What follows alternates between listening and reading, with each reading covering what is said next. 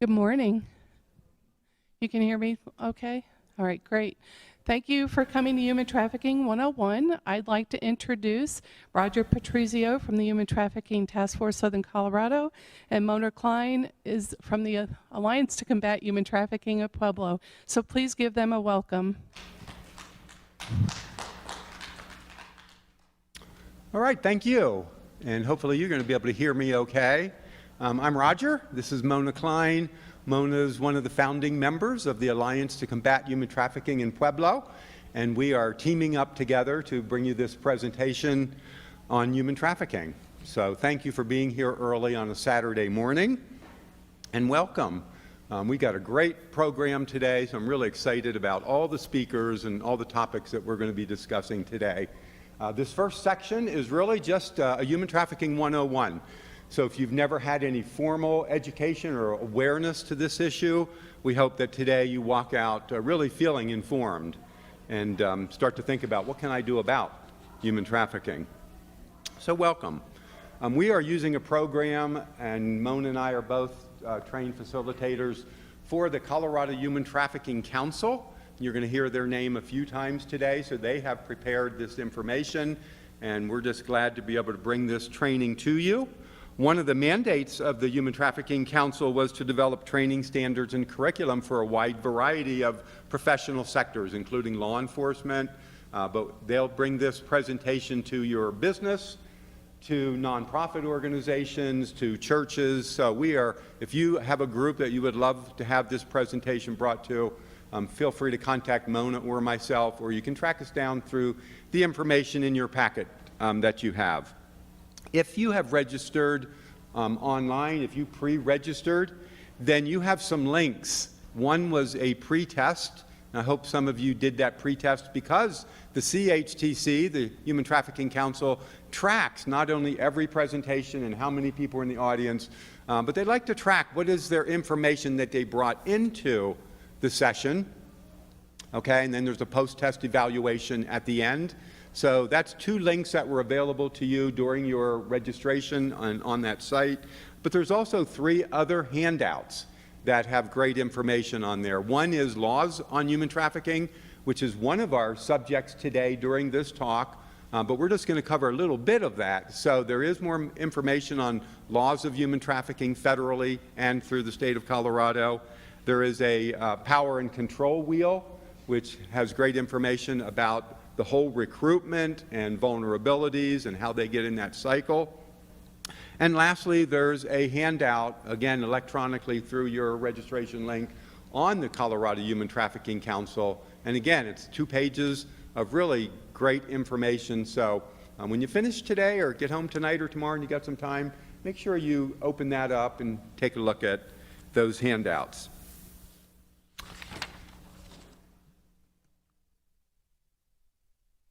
So this is definitely delicate, sensitive subject matter.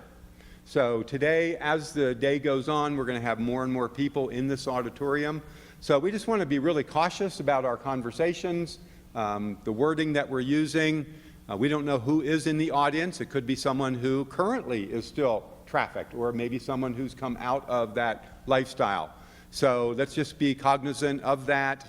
We definitely want to talk human trafficking today, but we sure don't want any incidences of re-traumatization to occur. And we welcome you. If there's an emotional trigger or something that's touchy to you, you take care of your needs. Feel free to step out of the room and come back as it's best for you. So please take care of yourself today also. These are the learning objectives, and you can see them on the screen. We expect that by the end of this 45-minute training today, you will be able to describe and explain to someone else these who, what, where, and whys of human trafficking. And I know that you're going to be more informed. You may not feel like an expert.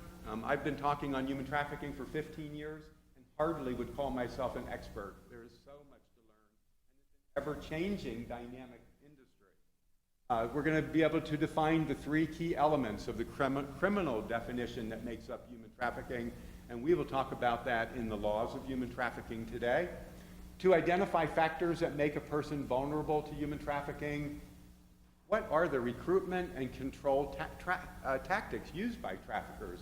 How do they get people into that exploited lifestyle, and how do they keep them there? So Mona's going to be talking on vulnerabilities and the recruitment process, so I think you'll be informed. Identifying indicators of human trafficking from a victim's story, as well as, again, if you were to interact with someone, what physical and emotional cues might we pick up on? Someone who could create a suspicion that they are in a lifestyle where they're being trafficked. And lastly, and very importantly, and it'll be the last section of our training today, is to describe what a holistic community response to human trafficking looks like. So awareness and education is the first step of attacking any problem. But to really resolve a problem, we need action. And so the last topic on this 101 today is going to be looking at what do we do in our community to make it safer? What kind of a response can we have? So this first section gets into just an overview of human trafficking. And I'll just ask you, and I just want you to maybe answer these questions to yourself, or that we're going to be posing today. Because this is live streamed and there's people at home, if you just shout out an answer to me, they're not going to be able to pick it up remotely. So we will accept some questions at the end if we have a few minutes before the next presenter at 9 o'clock. We're hoping that we can answer some of your questions, and we'll have somebody run around with a microphone so that those who are here virtually can... Okay.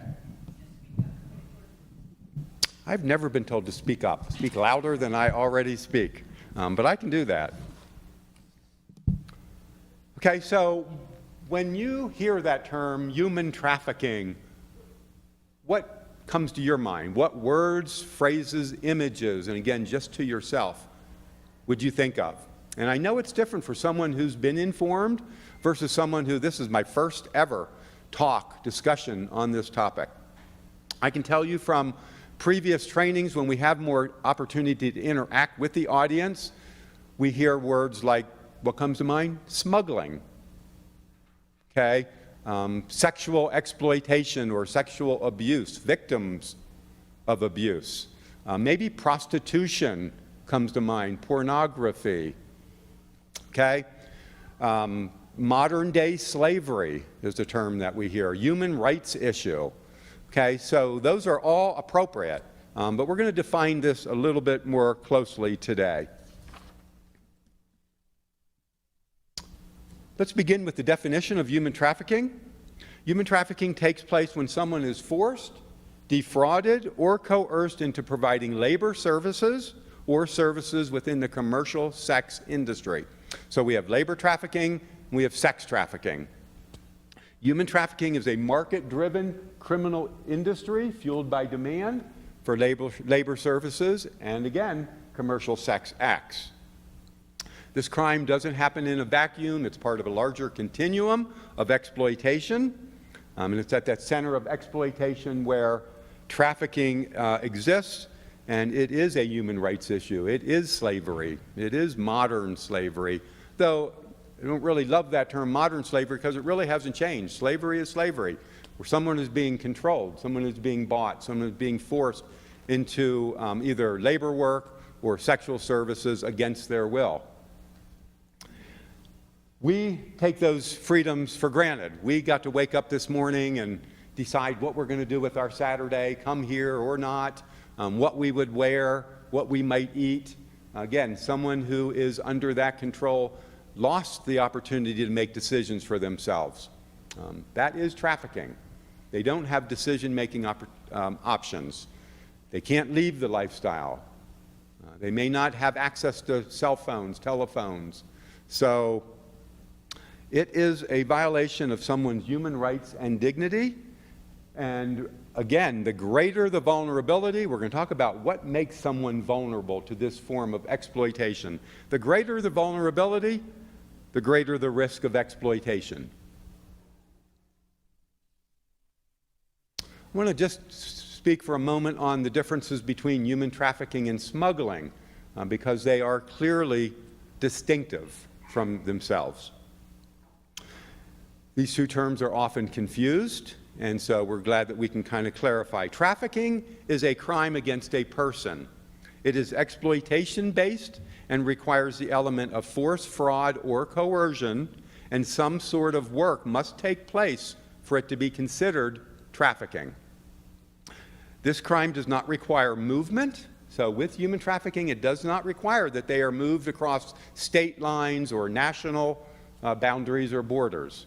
Okay, so movement is not required. It often does occur where people are trafficked into the United States or into other countries, but it does not require movement for it to fit the definition of human trafficking.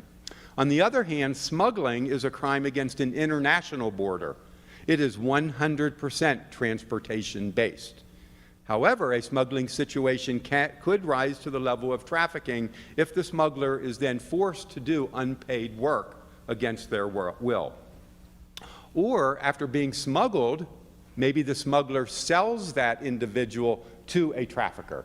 Okay, so smuggling can lead to trafficking exploitation, but they are two distinctive phrases, words. And so again, smuggling involves borders, human trafficking involves exploitation of an individual. This next slide is going to be our only statistics slide that we're going to review today. And again, I'm going to pose 5 specific questions to you, and just to yourself, you might want to guess at what you think the answer might be. Okay, you can quiz yourself if you want to keep score. But first, we're just going to ask, how many people globally do you think are involved in forced labor? And that includes sex trafficking as well. So just take a second and think, what is that number? How many people do you think around the world are trafficked? And again, it's really difficult to have exact numbers. Human trafficking takes place in hidden, dark places, but there's many organizations that are doing the research, and we try to use conservative estimates, so these are just best estimates. So the number of how many people are globally trafficked is close to 25 million. Okay? What percentage of people do you think are involved in sex trafficking versus labor trafficking? Labor trafficking makes up about 2/3 of all the victims of human trafficking, so somewhere around 64%. Sex trafficking, about 20%, and state-imposed makes up the other percentage.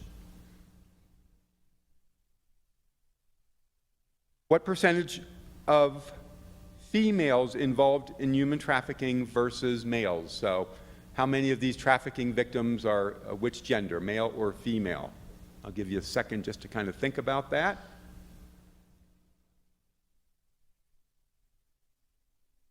About 63%, so about 2/3 of all trafficking victims are females.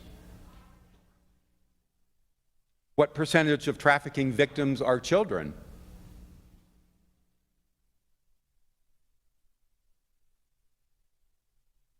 Less than 20%, and about 80% are adults. And lastly, what is the estimated annual profit for engaging in human trafficking? So this is globally. What's the extent and the scope of this industry in dollars?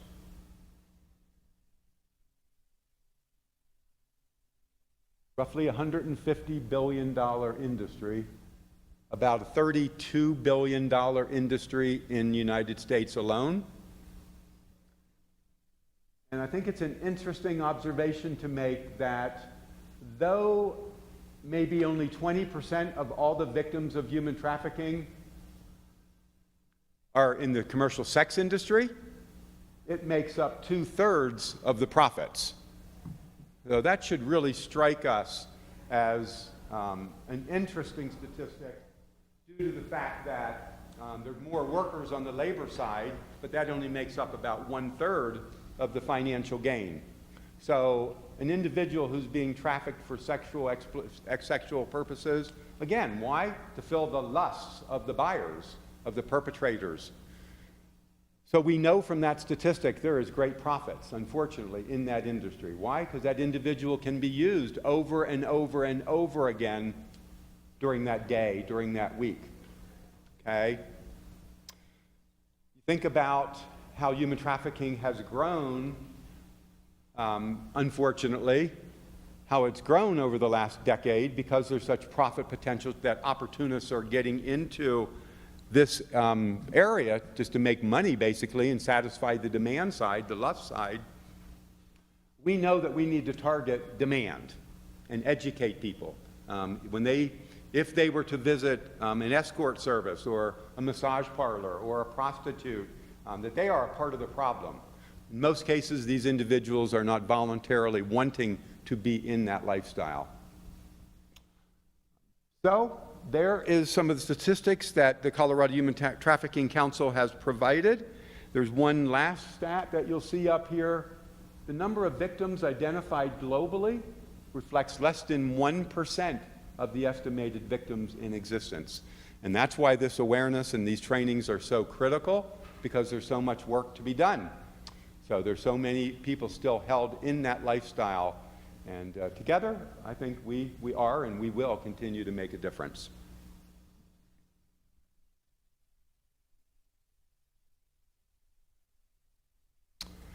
Okay, we're going to move into another area of this, looking at the United States. So we'd like to believe that the United States is immune to the issue of human trafficking, but the United States is both a destination country and a source country for human trafficking. There is no single victim profile for this crime. Foreign-born victims are brought into the United States for a variety of reasons. Some arrive as refugees. Others might come with work, student, or tourist visas. Once they arrive, there could be exploitation involved with their visa. Some temporary work visas are dependent on employment, and if they leave that particular job, then their visa may be in jeopardy. Their status here in the United States could be in jeopardy. This situation leads to exploitation. Some foreign nationals enter the United States illegally, and others are victims that are brought here through marriage visas. And the last one there, unaccompanied minors, they are children who come into the United States without their parents or guardians.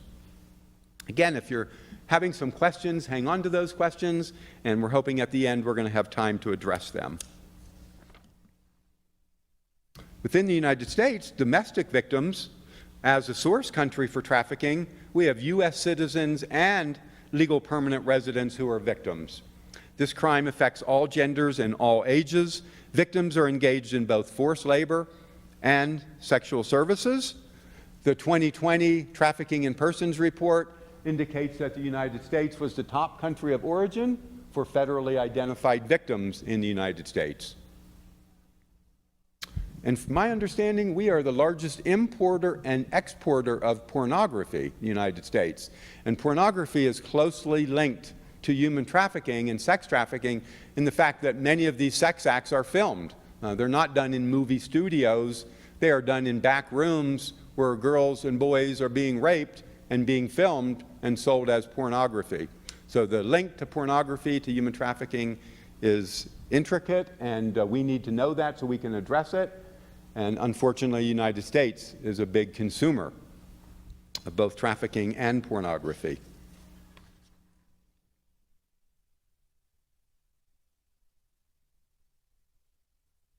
Who are the traffickers? Well, we see it could be individuals, it could be criminal operations, they could be posed as businesses, and they could be organized crime syndicates.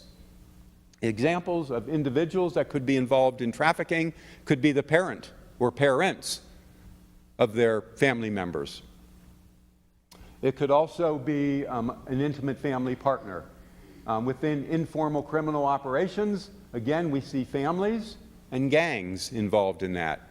The term familial trafficking, if you know that term or have not heard that term yet, familial trafficking involves a trafficking victim who's been exploited by their own family members, mom or dad, cousin, brother, aunts, uncles, or intimate family members that know them. And that is so different than the picture that we hear from the movies that we see, where someone is drugged and abducted and maybe thrown into a van and brought to a brothel. That does happen, but it happens, from what we understand, less than 10% of all human trafficking victims are forced into the lifestyle that way. In most cases, as you can see from what we're telling you here, they know the individual that they are trafficking. When we look at businesses, and we're going to talk about IMBs today, illicit massage businesses, we've called them massage parlors for years. That is one industry where we do see human trafficking, sex trafficking taking place. In Colorado Springs, we estimate 30 to 35 of these IMBs are operating today. And so stay to the discussion that we're going to have on that later today. You can also see it in nail salons and escort services, agriculturally, in the hospitality industry are also common venues. Now, we sure don't want to implicate that every one of those industries I just mentioned are nothing but guises for human trafficking, because that is not true. It's a very small percentage of those businesses that are involved in it. But these are where law enforcement is seeing human trafficking taking place. And organized crime syndicates could be nationally or that could be internationally. Gangs and mafia organized crime syndicates. And again, this slide's really just going to give us an idea of the fact that most of these trafficking victims know the individual who they've exploited. The one on the left, the sex trafficking, we see that it's intimate family members and partners. And familial trafficking, and on the labor trafficking, they're recruiting, they're finding their individuals through false, fraudulent job opportunities. They may answer an advertisement for legitimate work and then find out later that it wasn't so legitimate and that they're being exploited from that point on.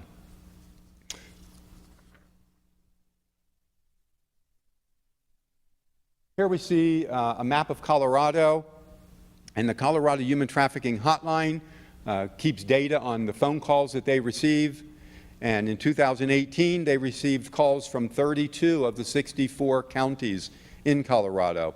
This slide, the colors of these slides show the density of the calls that they've received, tips or questions related to human trafficking.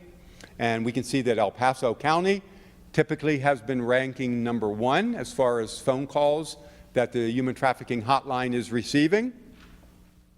But any of the more populated regions, Jefferson County, Arapahoe County, also getting a high propensity of phone calls, tips reported to the hotline. So 32 of the 64 counties, I doubt that those other 32 counties do not have human trafficking. I would not believe that. I believe it occurs in about every community in America. But maybe they are not aware of a hotline. Maybe they haven't had a community that's been educated on this topic. So it's unfortunate that El Paso County might be leading the way. Maybe we have lots of cases of trafficking and people are seeing it and reporting it. But it also may come that we've been educating people on this issue here for 15 years. And so our citizens are a little more aware, a little more informed, and they're not shy about picking up the phone and calling the hotline when they suspect human trafficking has taken place. And again, this just gives another snapshot of some of the venues where human trafficking takes place. As we mentioned, agricultural, traveling sales crews, magazine crews. We've seen trafficked young people come through Colorado Springs. Of course, again, the nail, salon, massage, escort, tattoo parlor, those industries are venues where we have seen human trafficking, of course. Hospitality, domestic work, involuntary servitude, working in someone's home. Special events.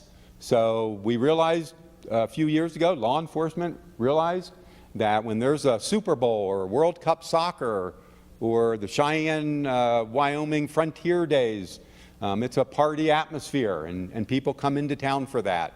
And they bring in workers, they bring in prostitutes, So now law enforcement is fully aware of that, and a lot of the anti-trafficking organizations show up in advance and are doing a great job of combating that. And online, I would say, is really where it's at for sex acts and prostitution. You don't see prostitution on the streets nearly to the degree we did 10 and 20 years ago. We are seeing online sex being sold. You can look at who it is you might want to meet up with and click on that, arrange a meeting place. And so online trafficking makes up a big share of the market. And again, law enforcement is monitoring that. Construction in boom towns kind of makes sense, doesn't it? In rural areas, may not be a lot of entertainment, recreation, and you have a high propensity of male workers there making good money. And where there's drugs and alcohol, there's going to be a demand for sex also. So we're going to move into now the laws on human trafficking. And again, I'm going to go through this very quickly because you have this link in your handout. If you pre-registered. If you did not pre-register and you just showed up today, well, thank you for being here. We welcome that. But we can make those resources available to you also. So let someone know, one of the volunteers today, make sure we have your contact information and we can get these handouts to you. So we're going to look at laws on human trafficking.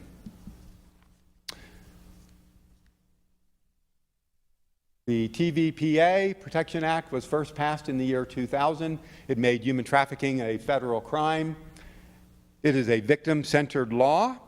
That means they put the victims at the center of the law, that they are available for services, help, resources are available to them for their protection, also for the prosecution of those who have exploited them, and prevention is most important of all.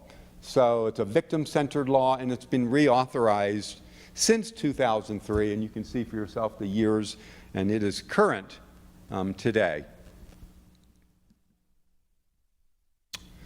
The basic definition of human trafficking, which has been crafted by the federal government: human trafficking is a crime involving the exploitation of someone for the purposes of compelled labor or a commercial sex act through the use of force, fraud, or coercion.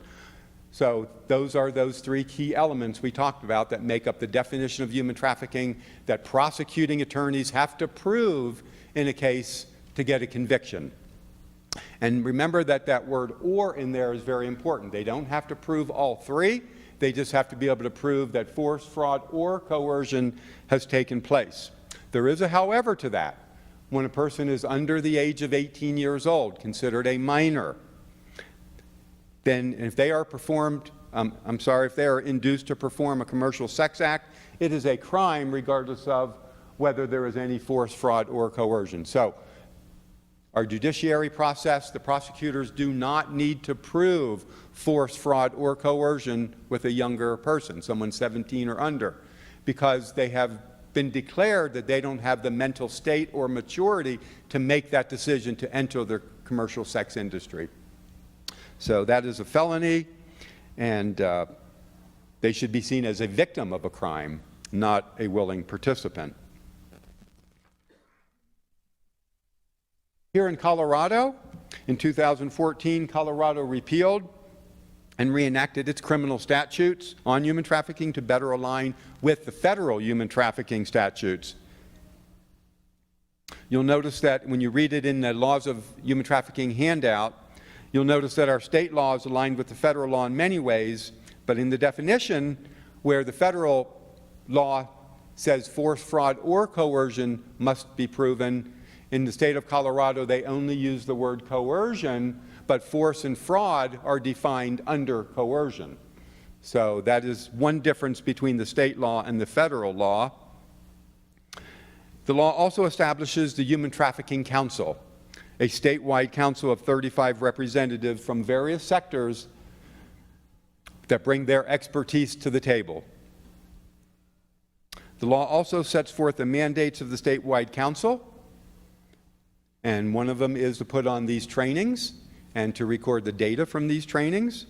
And so for more information about the Human Trafficking Council, again, that is one of the handouts that you have accessible to you today. In 2016, Colorado law changed to add sexual servitude of a minor as a form of child abuse and neglect. County departments of human services are required to notify law enforcement when they suspect or have identified a child is a victim of sex trafficking. All mandatory reporters are now required to report if they suspect that a child is a victim of sex trafficking, even if the perpetrator is a third party. Since 2017, lawmakers have amended Title 19 requirements a few times, resulting in all forms of trafficking of minors being considered child abuse and neglect. That's important. Let me say that one more time.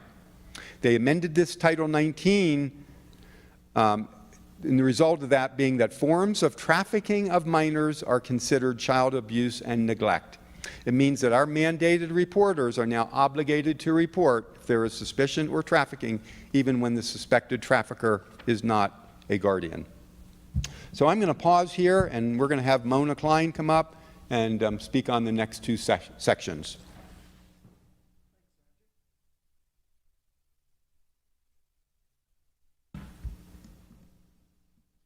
So now we're going to talk about the dynamics of human trafficking. In this section, we will focus on the key dynamics of human trafficking, including the root causes and the vulnerabilities that might predispose somebody to become a trafficked victim.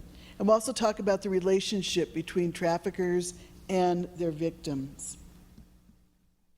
I want you to pause just a moment and think again internally. What are some vulnerabilities that you think a person might experience that would make them more prone to be recruited by traffickers?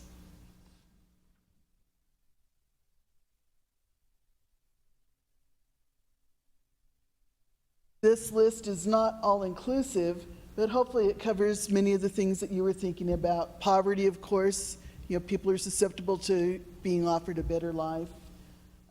Lack of community support, low self-esteem. Also, disabled people. And I guess not surprisingly, a major vulnerability you'll find is that prior experience with child welfare, foster homes, or the juvenile court system.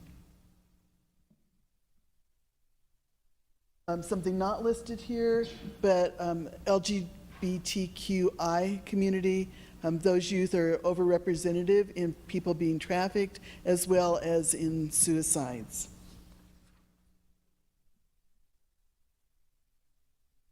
In addition to the previously discussed vulnerabilities, there are I'm going to replace the word vulnerabilities with risk. I don't know, it's in this chapter a lot of times, and it's so hard to say, that are unique to foreign victims. And just to help you picture what that might be like, think if you were offered this fantastic job in China, and you get to China and you're not in a major city where there might be a lot of other English speakers. You're in, I won't call it a rural area because they're off, even those towns have millions of people. But you get there and you realize either it's not the job you were promised, you're not being paid the way you were supposed to be paid. They've collected your documents so that you have no freedom to get on a plane and leave. They tell you what you're doing is illegal, and so if you go to authorities, you will be arrested. Think of that kind of situation when you don't speak the language. Your immigration status might be in question. And even not in the case of China, but in other places where there's political instability, so you don't even know who the good guys versus bad guys are in that country. So again, if you're a foreign national, trafficking can become even more complex and harder to escape. Minors have even more vulnerabilities. They, I guess mentally just think, why do you think this is?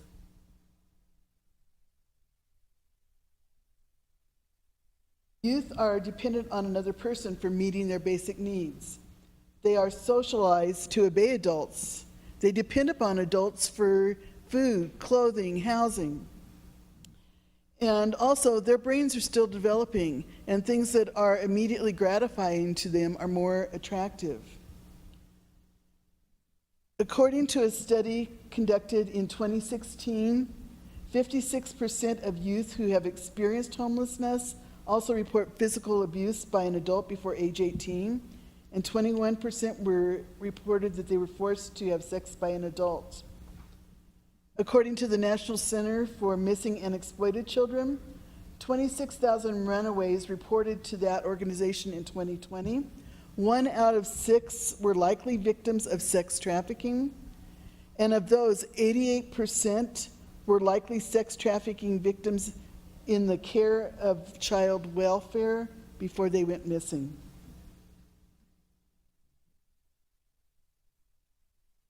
We'll move on into the vulnerabilities are present. Somehow traffickers are the greatest at recognizing those vulnerabilities and taking advantage of them. They're wonderful manipulators. They use false job advertisements, which Roger mentioned, promise of a better life, familial recruitment. And again, it's really surprising, but close to 50% of sex trafficking occurs through some type of familial recruitment. Intimate partner recruitment. Sometimes traffickers spend months creating a relationship that eventually turns into a trafficking relationship. Social media recruitment becomes more and more of a problem as we spend more and more time on the internet. Promise of legal status, again, if the person is a foreign national, somebody could say, I can get you a work visa if you come and work for me.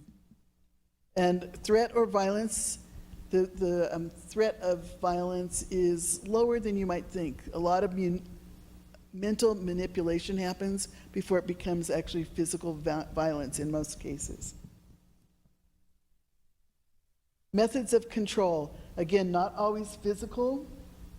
And as Roger mentioned, one of the handouts you'll get will be the power and control wheel, which may look familiar to those of you who already work in domestic violence areas, or to address domestic violence.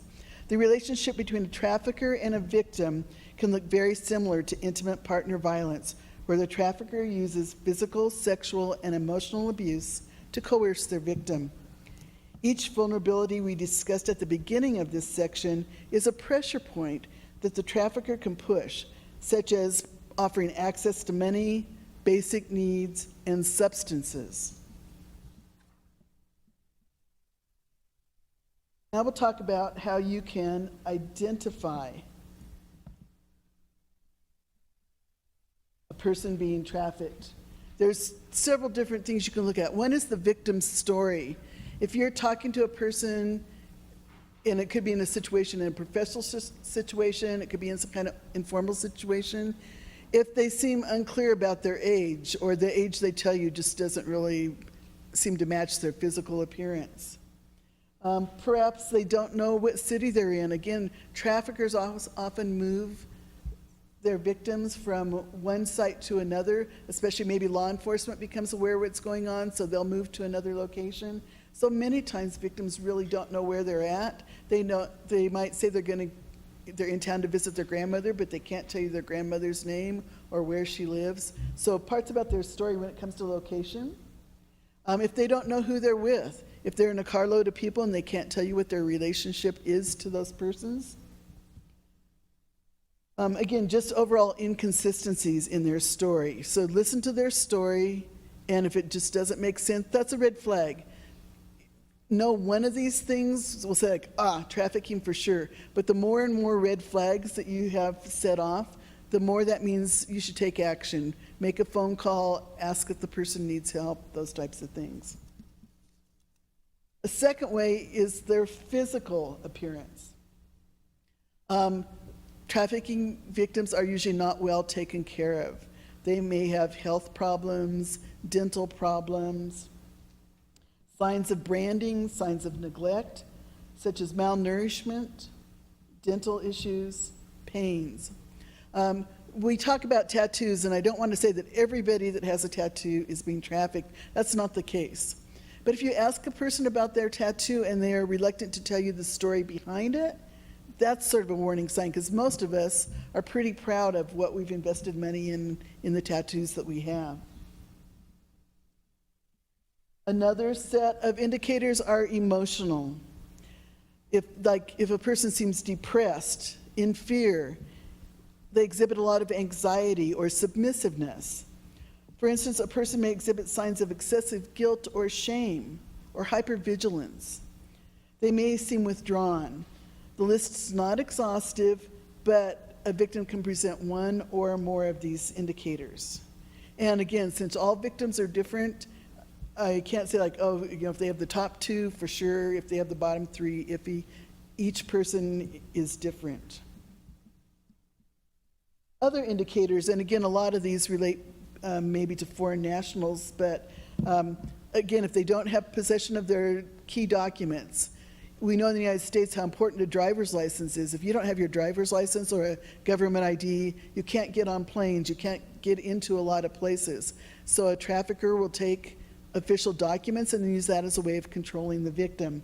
So if they don't have possession of key documents, that's a red flag.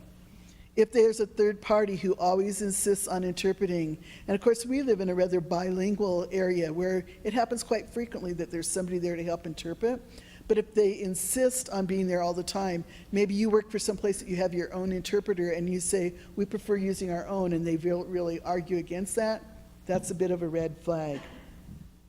If they frequently call or text somebody, it could be because that person expects to hear from them frequently and is keeping an eye on them.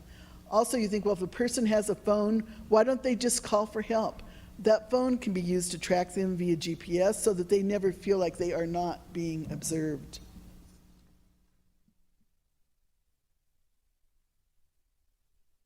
And even though I've listed all these things, what makes it really hard to find those indicators and identified as a person being trafficked is that there's all the complexities. There are language barriers that we just talked about. Or some people are not even aware that they're being trafficked. I've talked to survivors who say, it wasn't until I got out of it, and maybe several years later when I heard somebody describing what trafficking was, that I realized that was my life. That was my experience. Some people just think either I did something stupid in my life and this is what I deserve. Again, addiction can be something that can be a gateway into trafficking. And so they take total blame for their situation, not realizing that they're being manipulated by other people and taken advantage of by other people. So they may not even realize they're being trafficked, and they certainly don't realize that if they go to authorities, that those authorities will help them. They've been convinced that if they go to authorities, they themselves will be arrested. So they don't feel like they have anybody to go to. And they do, their life has taught them just to distrust other people. Maybe the system let them down. We talked about that a lot of people have either been in foster systems or in the juvenile court system. All these things make identification difficult. But despite that, we need to be vigilant, we need to be aware, and we need to be willing to take action. And Roger will talk to you about some of the numbers you can call, some of the actions you can take. So we'll turn it back over to Roger.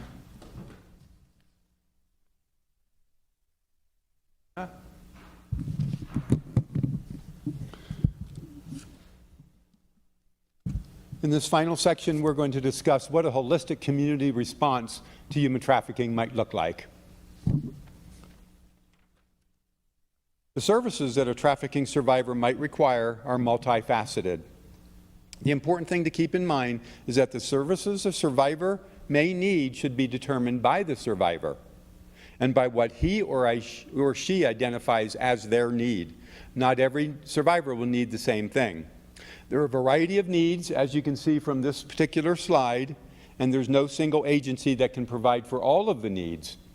So we work together collaboratively, agency to agency, helping the survivor with these needs. What are some of the orders of what we would say? I would say, first of all, when someone comes out of that lifestyle, is seeing if they need any immediate medical care. Really important. And then to put them in an environment where they can feel safe. Hopefully, in most cases, they have a victim specialist or a victim advocate that can develop a relationship with them and help them feel secure and safe through the next weeks that are going to come. We have a housing crisis in the United States, and we all know that. But when you think about the special needs that a survivor may have to be placed in a community, in a neighborhood, in an apartment building, or in a house, there's a criteria that's very unique to them. So we need to look at housing very carefully. We have a housing shortage for survivors in Colorado, but we are seeing improvements. We have Sarah's home here locally. The Bakita Mountain Home is set to open this year. And there's one in Woodland Park in discussion. And there's Restore Innocence, which is now Reclaiming Hope, has committed in their mission to start addressing housing needs for survivors of trafficking. So there is such a housing need, but we are addressing this issue. So you can see the list for yourself, and you can think of other needs they will have. But once we get them into long-term needs, they're going to need education or employment, life skills as a part of there. They're going to need ongoing counseling relationships. So there's many agencies and many nonprofit organizations that are working to provide for the needs of these survivors. So I think knowledge without action doesn't really advance us at all. So today we're getting a little bit of knowledge, but we have to do something about it. So what can we do? Well, if you see something, report it. We're going to give you the hotline numbers in a moment, or you can always call local law enforcement or DHS if it's a minor. So be eyes and ears and be aware in your community. Be a conscious consumer. Many everyday products that are unfortunately tainted with human trafficking. Being aware of these products and making intentional decisions to purchase items that are slave-free is an important step to take. More and more brands and more organizations are addressing this issue of fair trade. You can go to fairtrade.net. That's one website that has more than 30,000 products that are certified slavery-free. Fair Trade USA is another. Fair Trade America is another. Just look them up, Google them, and they can start to guide you towards being an intentional consumer. Get involved. We've seen growing number of anti-trafficking collaborations form here in Colorado. In a minute we'll take a look at that. Start by believing. It's critical that we believe individuals when they find the courage to share information about a potential trafficking situation. Okay? It's really important that we're listeners to that individual. And continue learning. This is a dynamic, ever-changing movement. There's a human trafficking industry that's $150 billion big, but there's an anti-trafficking industry that's been evolving in America, and you can be a part of that.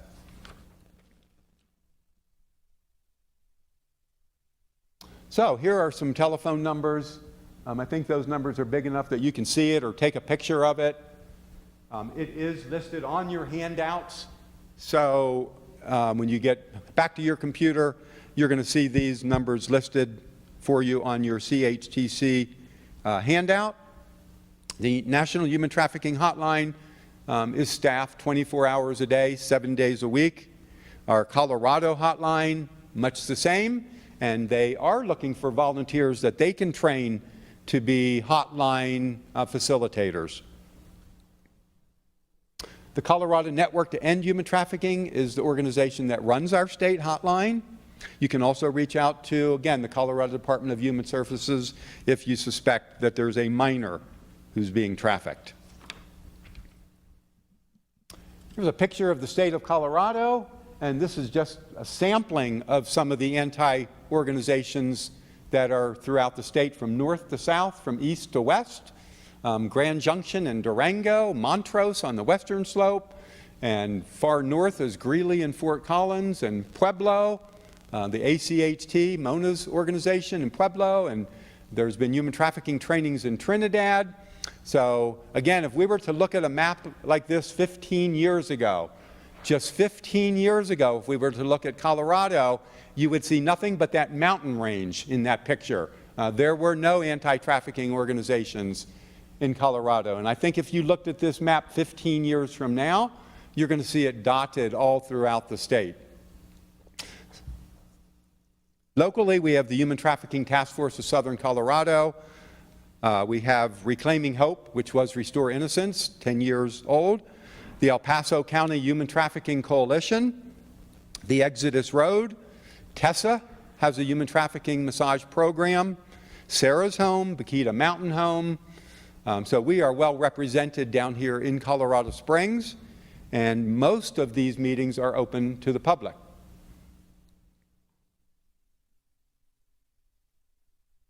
And if you'd like to know more, here is the Colorado Human Trafficking Council Program Manager, Maria Trujillo.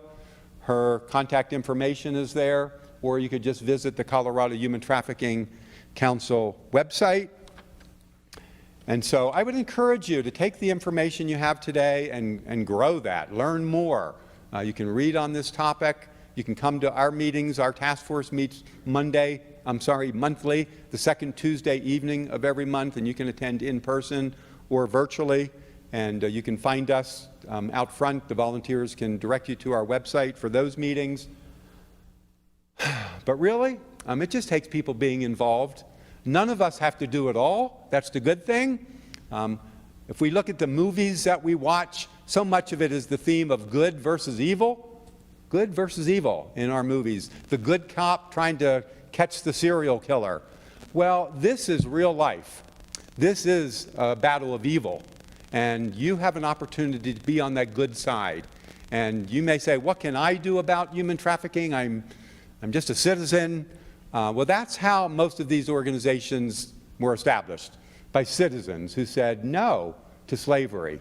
So I encourage you that there's more potential for you to make a difference than you might think. Don't listen to that other voice. If you have time, you could use your available time and your talents to be a volunteer and help out. If you don't have time, you could contribute financially.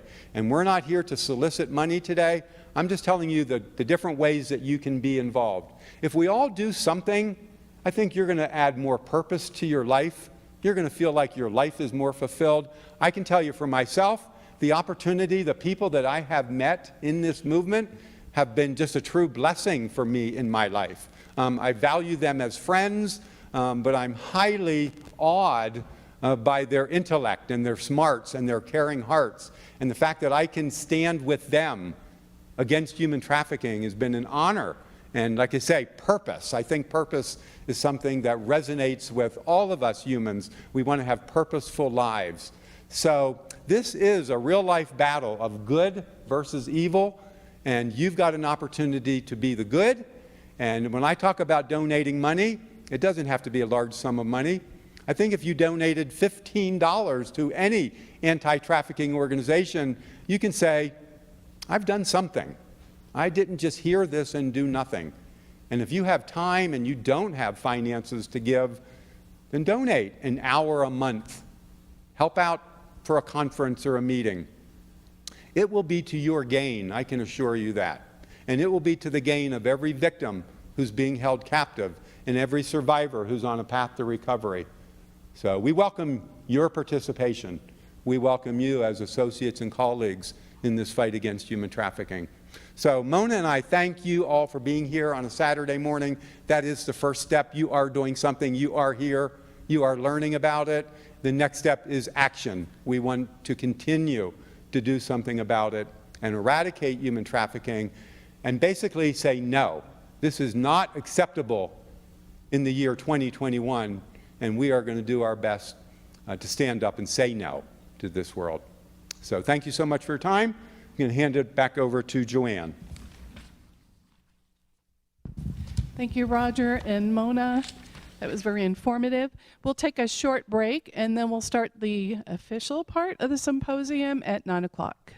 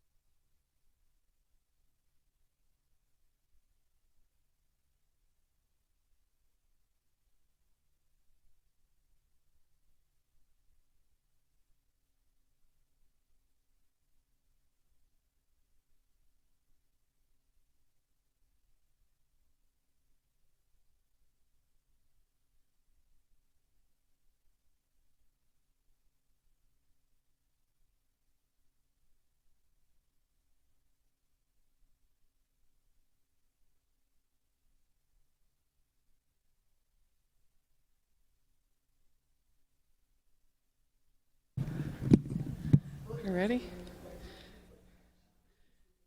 Good morning. I'm Joanne O'Neill. I'm with the Human Trafficking Task Force of Southern Colorado, and I'd like to welcome you to the 14th Annual Symposium. It's hard to believe that we've been doing this for this many years. We have a lot of our attendees also online. We had over 200 people sign up for this, so welcome online as well. You'll be hearing from members, you'll be hearing of a number of experts today who will bring awareness to these issues. We are hopeful that the symposium will prove a catalyst for reform that will alleviate the suffering of human trafficking. At this time, I want to introduce the chair of our task force, Julie Beller.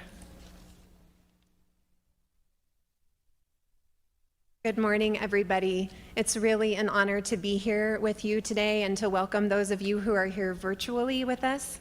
And I realize that I say that a lot in our monthly meetings. I always say it's an honor to be here with you, but I hope that you realize that I truly do mean that.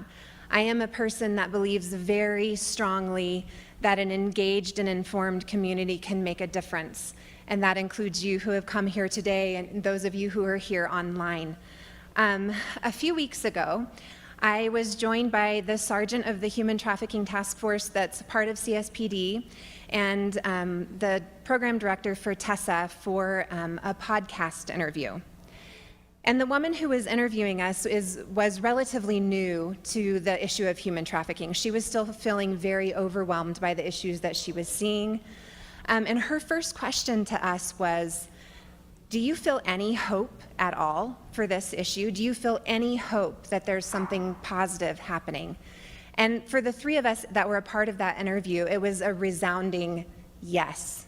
I absolutely feel hope. And part of that comes because there are people like you who are sitting in this room and who are online who are willing to look at this issue, who are willing to engage the hard things, and that is going to bring forth positive things.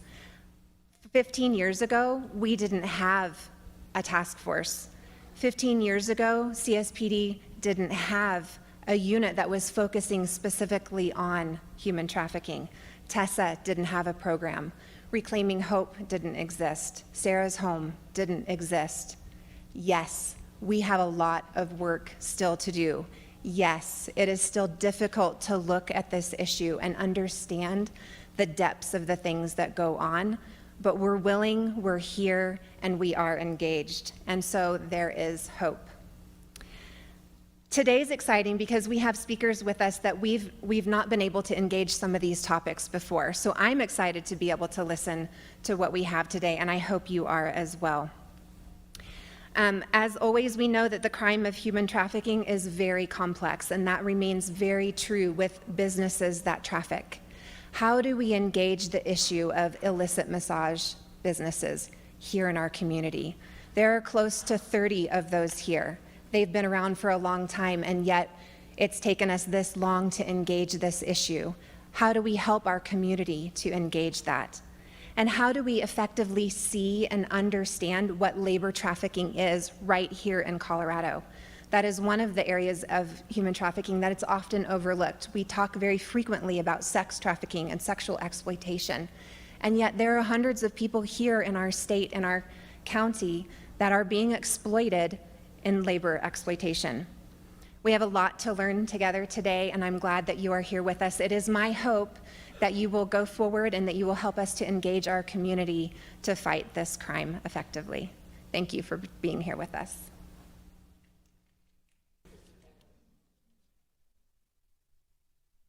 Welcome back from break. This morning at 10:45, we were supposed to have Representative Terry Carver here. Unfortunately, she was not able to join us. However, we wanted to let you know that she's been working on human trafficking legislation actually for a long time. I've known her for many years, and she has a vested interest in this issue. She is working on a law right now that would prevent illicit massage businesses from moving across city borders in order to evade city ordinances regulating massage businesses. A state massage licensing law that she helped sponsor in 2016 is set to sunset, and Representative Carver will be involved in reviews of that law to strengthen it.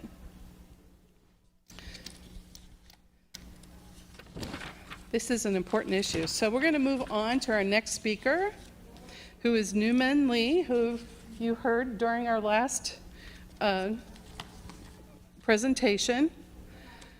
Nhu-Minh Lee is the Victim Assistance Director at Asian Pacific Development Center. Previously, Nhu-Minh worked as a victim advocate for Adams County District Attorney and as a human trafficking intern at Colorado Organization for Victim Assistance, which we know as COVA.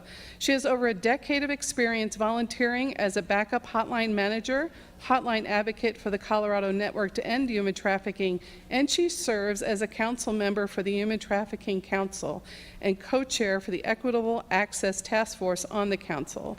Ms. Lee is also co-chair of the Denver Immigrant and Refugee Commission. She holds a master's degree in criminal justice with a concentration in gender-based violence and bachelor's degree in international studies and criminal justice law enforcement administration, also with a minor in sociology, all from the University of Colorado, Denver. She also has her certification for victim advocacy through the National Advocate Credentialing Program and is fluent in Vietnamese. Please welcome Nhu-Minh Lee.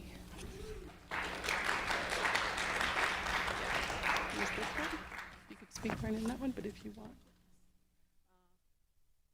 Good morning, everyone, again. I'm going to go ahead and see if we can get a presentation going.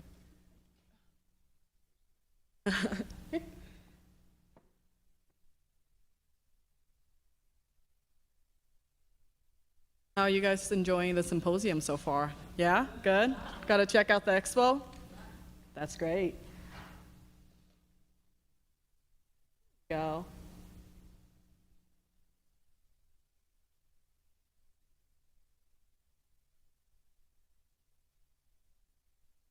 Yep, perfect. That works. So my role today, it was great for me to present alongside with Laura to talk about that victim-centric approach when working alongside with law enforcement. My main presentation is really to talk about our agency as well as community resource and to see how can we provide meaningful victim advocacy to a diverse population. Again, understanding that human trafficking happens to all communities and anyone can be a survivor and a victim, and that we need to make sure to not really put the blinders on and know how can we meet our community members and those who may need our help and resource at where they're at. So that's me. I look slightly different in person, so false advertisement on that. But I think you got the bio. With all that being said, I'm very passionate about really focusing on communities and understanding that there are a lot of underrepresented, under-resourced, and marginalized communities out there that are unable to access all the resources that we have within our own communities as well as within, the state of Colorado. We have to understand that the state of Colorado is very diverse in just not only different people coming here, but also the landscape that we have rural and metro area and urban areas. And so sometimes understanding where you are at, where your communities are at, really reflects off of what resources are available and who really access them. So quickly on the agenda today, we'll talk about APDC, the Asian Pacific Development Center. We'll talk about our model of that integrated system of care that we have, the different departments that are part of APDC, cultural consideration, one of the most important departments, the Victim Assistance Department, which I will dive into, and then just how to contact us, a referral process, as well as I'll give some time for Q&A. I know that this is more of a lecture kind of space. With that being said, I do like to have interaction. So if you do have questions, and I'm so sorry I'm going off script, please feel free to raise your hand, because oftentimes when we're doing presentations and whatnot, you may have a question right then and there. please just raise your hand and interrupt me. I like to have a dialogue.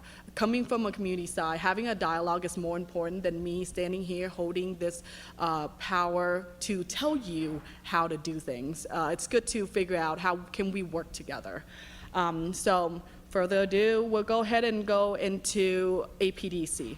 So the mission of the Asian Pacific Development Center is powered by its rich heritage of AANHPI advocacy and exists today to serve and support all immigrant and refugee communities with a whole health, community-based engagement approach through health, education, and advocacy.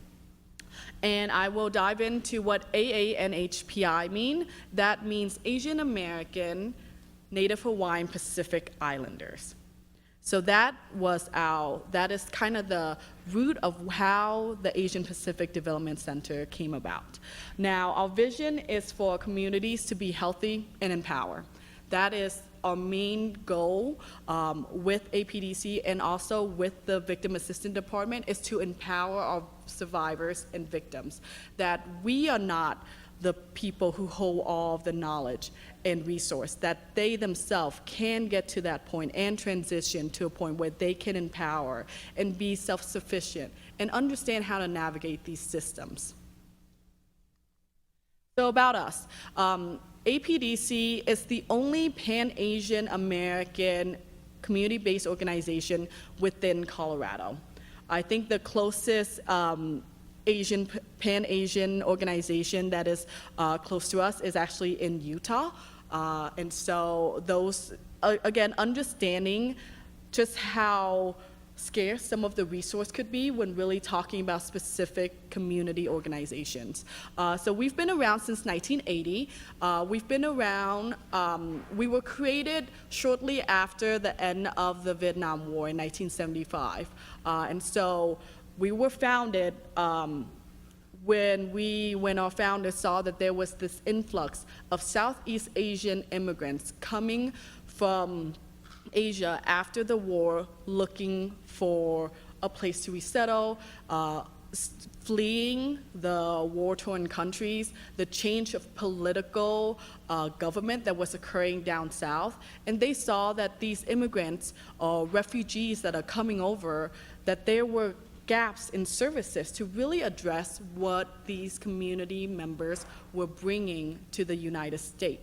That there were gaps of addressing trauma, addressing just financial needs that were happening to many of these Southeast immigrants that were coming there. We were founded by a clinician who wanted to focus on mental health and behavioral health, understanding that that really is the underlying basis for a lot of the trauma that is happening to many of these newly arrived refugees. With that being said, they saw that there is a whole structure and a whole unit that is not just talking about the individual when it comes to refugee and immigrants, but also a family unit. That it's not just me helping this one person, but what I'm doing is going to affect the family, it's going to affect the community. And so being able to be present and provide that culturally specific and linguistically appropriate services was something that our founders saw was needed when it came to behavioral health. But with that, understanding that, again, we're working with people and we're working with humans who are multifaceted and complex. So it's not only just the trauma, but everything else. If you address someone when it's just coming to, oh, how are you feeling? What's going on right now? It doesn't address the other needs, the basic needs that many of us are talking about. Many of these refugees and immigrants are coming looking for job opportunities, and wanting to learn English, get an education. Who is supporting that? So from there, that's kind of where APDC expanded from a mental health, behavioral health center to other departments and other services available. So we wanted to, again, understand that there were underlying social determinants that were affecting the communities in itself. And with that, the whole holistic approach is to see that the AANHPI community were, I would say, there were a lot of barriers in accessing resources. specifically for the AA and HPI community. But as we go through the slide, I'll definitely go into how that has changed over the years. So APDC offers a complete and comprehensive integrated system of care that meets the needs of the communities, specifically in Aurora, but also within the state of Colorado. We are not limited to any jurisdiction. We are all grant funded, both on local, state, and federal levels, which allow us to not be restricted to one location of services in that capacity. So understanding that there is a form of mobile advocacy and a form of actually having satellite offices in different places so that we could really be part of the community, as opposed to asking the communities to come to us, knowing that there are barriers to that too. So with that integrated system of care model, we have interagency referrals where we refer within each other. We want to make sure to build trust and rapport within the AA and HPI communities, as well as any other refugee and immigrant communities, and to mainly be a resource to other agency and community service providers. We have seen a change in immigrants coming to the U.S. No longer are we seeing Southeast immigrants coming to the U.S., but other communities from different countries and different cultures coming. And so though there are other service providers out there, we've opened up a lot of our services to all immigrants and refugee communities in the sense of, if you are needing service, we are here. We are here to provide that service. You do not need to be Asian or fit into the AA and HPI community to get services at APDC. So these are some of the departments that we have at APDC. We do have adult education. Behavioral health is a big part of it. As I had brought up, that's kind of our foundation and how we were created. And with behavioral health, we're actually a subsidiary property of Aurora Mental Health. And so with that, we understand the need and the complexity of mental health and behavioral health services. And oftentimes, if we're unable to help that individual within APDC, we do have that partnership with Aurora Mental Health. But with that being said, we also know that we can't do everything, that we don't have everything. So knowing and being out there with other community partners is very crucial and important for us to build that relationship and understanding of what is available and what services are out there. And then we have a for-profit arm of APDC, and that is our Colorado Language Connection. As you heard from the last presentation, I talked a lot about being culturally responsive, but also having that language accessibility. Language accessibility is, I would say, one of my big platform, and understanding that language is a great barrier for communities to be engaged in any form of, in anything, I would say. If you're unable to reach a community, it's probably because they do not understand what you're saying. And it's probably because you're not speaking the same language. And so that is not a figure of speech, that is actually what is happening. We know that there's a lot of stuff that happens when it comes to political information, when it comes to just health information. Oftentimes it's only being done in English. And so for other marginalized communities out there, other communities that are within your own that don't speak English, how are they getting that information? Who is being the organizer or the organization to help move this information along so that they have the same access to resources and information as you all do? And so Colorado Language Connection, CLC, is our interpreter and translator bank. That is our for-profit arm of APDC, and so that's where we tap into to get our interpretation. That's where we tap into to get our translator, so that we can translate our materials in various different languages so that we can be in part with the community, that they know these services are available to them, and they're available to them in their language. That's the important thing. You can get something translated in the language of the community, but then when someone does show up to your doorstep, are you able to really provide that? And that's where you, again, either build that trust or not. And it's very crucial in that capacity. With that, with adult education, we have adult education department to be available for anyone who may want to learn English, who may want job readiness and computer skills, citizenship, to come and sign up. Many of the services that we have are either free or with an easy, waive of fees. And so our adult education understands that a lot of the people coming to them to get that English education may not have the money, but that their grants are able to cover for it. But knowing that these are really crucial steps for these community members to be engaged. And so that's why, adult education is one of our bigger department. Then, of course, we have our victim assistance department, and then our youth leadership academy. So our victim assistance department, I'll dive more into it, but mainly, we really provide that case management with any survivors of crime within the state of Colorado. There's no restriction to who we can work with besides the fact that they have to be a victim. And then, of course, we have our human trafficking program, which I will dive into, and you kind of heard Laura talking about that. That is our partnership with the Denver DA's office. And then we have our Youth Leadership Academy, understanding that when the adults are doing the adult education and doing other stuff, what are the youth doing? Who is addressing some of the generational trauma within the youth, within the refugee and immigrant community? Who is supporting them when there is this loss of identity? I myself, being a refugee and a first-generation Vietnamese American, I went through that. And so knowing that there's a place to support youth to really help guide them, go alongside with their family, as well as understanding that these youth can tap into resources that is not only just for school, because oftentimes public school may not be culturally responsive, may not have that language or understand what you're going through. And so that's where Youth Leadership Academy kind of stemmed. So I brought up this context of cultural competency or cultural responsiveness in the first talk, and I have this slide on here to really have us all reflect, what does cultural competency mean?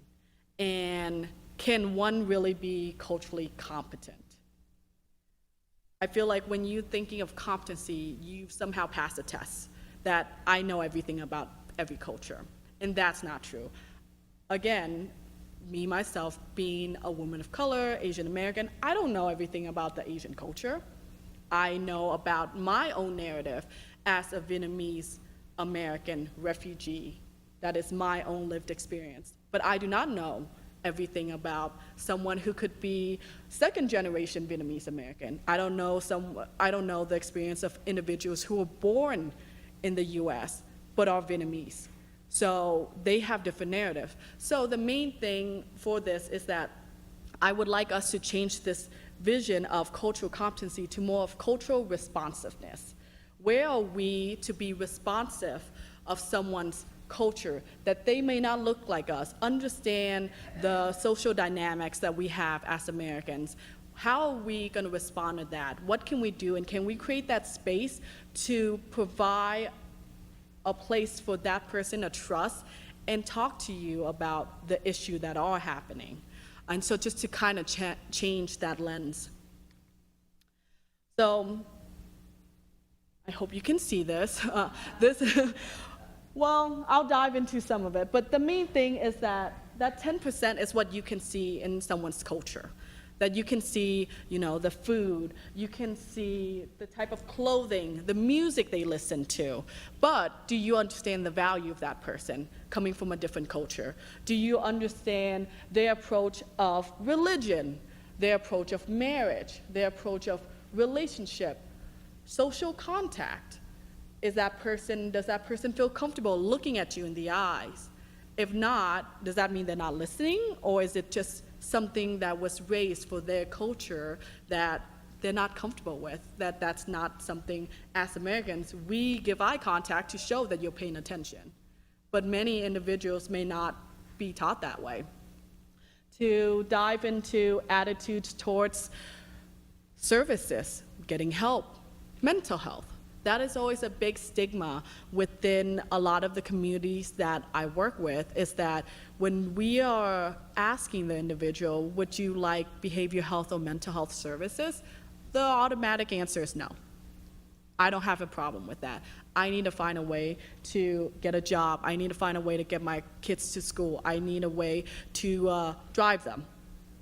I'm not going to talk about the trauma that I may have occurred from this victimization. I'm not going to talk about, the abuse that I may have experienced through, the lifetime of me being here, or the fact that a crime just occurred. That's not something we talk about. Similar to what Laura brought up, I'm definitely not going to talk to you about the sexual acts that I may or may not have been forced into. So how are we going to have that building relationship to know what is it that this individual needs? So yeah, I think the main purpose of this picture is that you only see that 10%.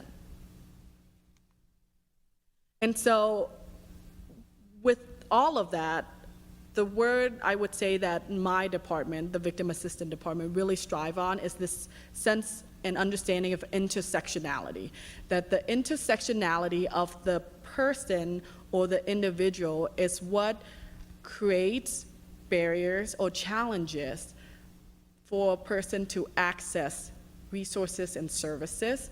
And so we have to understand where the structure of power is, and even within our own workplace. I mean, we brought up, like, why would community-based want to partner up with law enforcement? Law enforcement has always had that power. Communities do not. So we felt this weird, if we're partners, does that mean you tell me what to do? And so again, really breaking down the understanding of, like, no, you guys do what you need to on the community side, focus on the community, we will focus on investigation. It's an even playing field. It's not, I will tell you what to do as a community-based organization. But that is something we have to reflect, to see that intersectionality is what kind of layers a lot of these difficulties and difficult conversations that oftentimes we don't sit at the same table to even talk about. And so, again, this was a new thing that we knew that we had to sit down and discuss. And so a lot of it is when we understand the form or the landscape of intersectionality, we really focus on being trauma-informed and victim-centered in working with survivors of crime. And that we know that providing services to individuals with different ethnic backgrounds, they have the same type of fear, the same type of stigma, the same type of, what's gonna happen when I do this, that all of us feels in general. But the difference is that the immigrant and refugee survivor may just not want to say anything because everything is overwhelming. We're talking about language barrier. We're talking about understanding the system. We're talking about, if I say something, do I get in trouble? What if I am saying something and then I end up just, like incriminating myself? So, and if I'm saying something, what if when I say something, it breaks up the community or it breaks up my family? What's gonna happen when my family isn't here, when that's all I've known as that cultural safe place?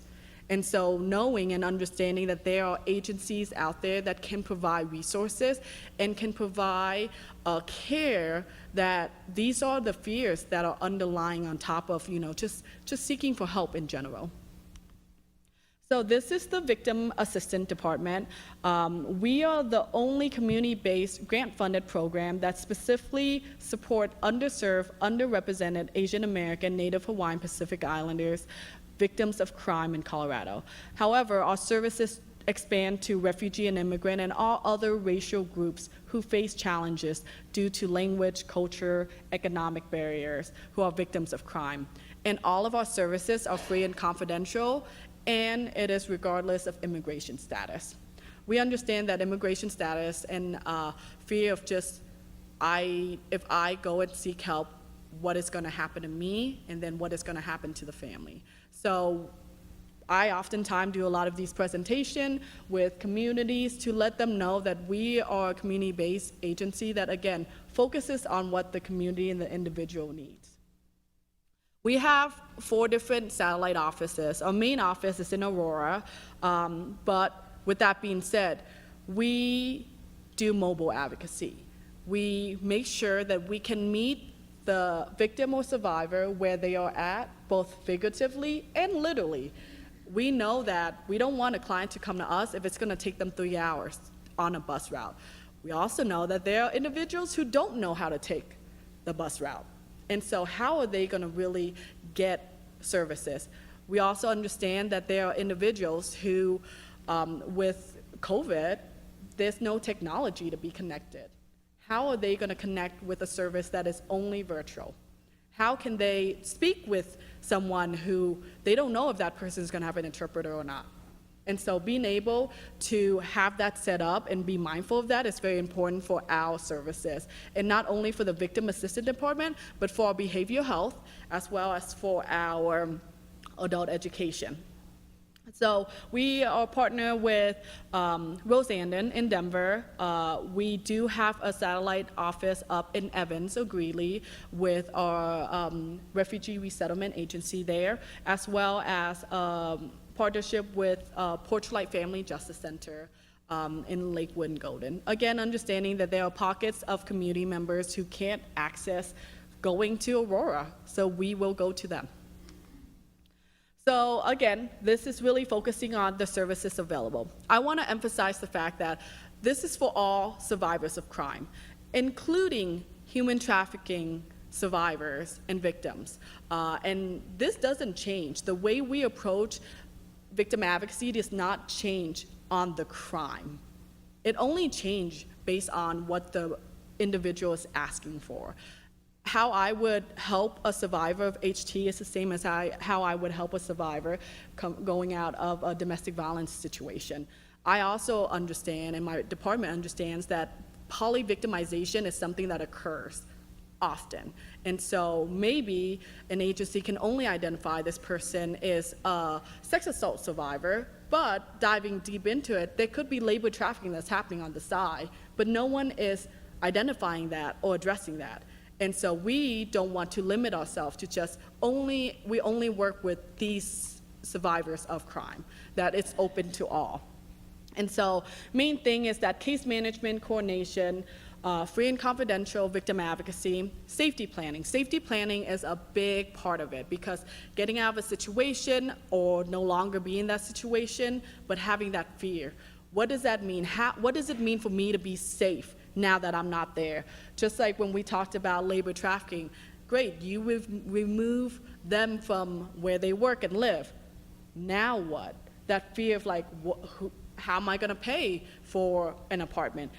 The money that I was getting from my job, even though it was limited, was what I was using to survive on. Who's gonna help with that? So all that is that safety planning that we go towards really providing that comprehensive care.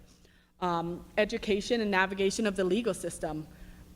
Really explaining and letting the survivor and victims know that they're not in trouble, that they are not the one, that they did something wrong, that we are here to be a resource for them. Interpretation, translation. Again, very important. Mental health referral, understanding that they have certain rights under Victims' Rights Act. So with all of that, this is how you could refer to our agency if you know of someone who may be a survivor of human trafficking or of any other crimes. We have victim advocates who are dedicated to provide that full comprehensive case management, and that could really talk about the needs of the survivor.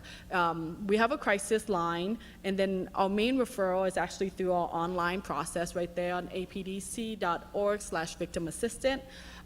Or there could be walk-ins if they're close by and it's better for that individual to feel that they can walk in, or you want to go with them. That is always an availability. And now that we are easing on a lot of the precaution, we are taking walk-ins at a lot of our satellite office.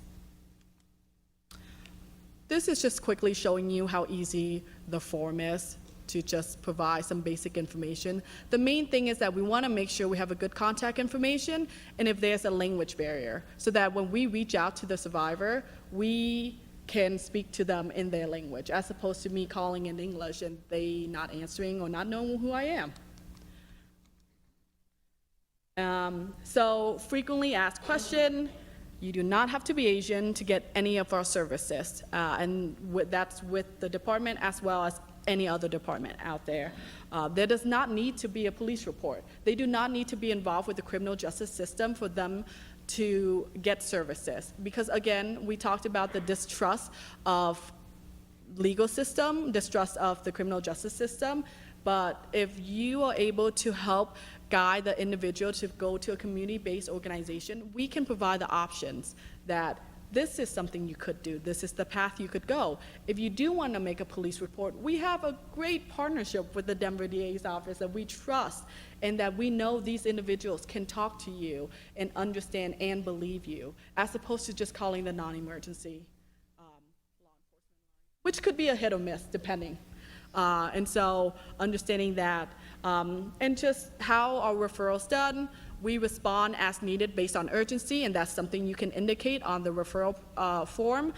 Typically it's 3 business days, but we understand in crisis or urgent needs, please call our crisis phone. This is our small but mighty team. We do have 2 interns, and I am in the process of hiring for 1.5 individuals. I do have, one of our interns is actually here, Sandra. She does have our brochure and flyer, so if you're interested in looking at everything more in depth as I am flying through this, please feel free to track her down and get some of those flying brochures for your agency, community, yourself. And again, that is our main contact information. Q&A if there is time, but if not, there's time. Okay, cool, there's time.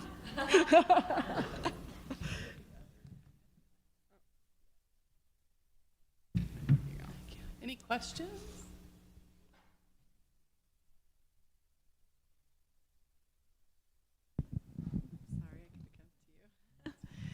So I have 2 questions. Yes. One of them is, I think anytime we develop like a great program of outreach that can help people, or not even outreach, but so my question is, what is your outreach approach? And because I think the hardest part is reaching the people that need you the most. And I know that that's kind of one of the biggest sadnesses for people who are trying to change the world, is how do you get the people that how do you bring them to you? How do they find out about you? And then also, what would your plans be to scale that over time to make sure that you're able to meet all of those needs?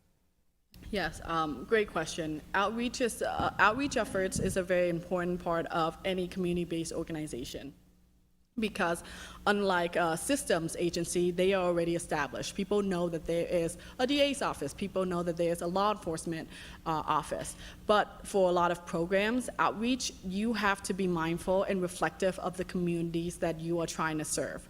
And the communities that we serve in Aurora differs from the communities that are in Colorado Springs. We know there's a big pocket of Japanese and Korean communities in Colorado Springs, but they're not in the main areas. So how do we get to them?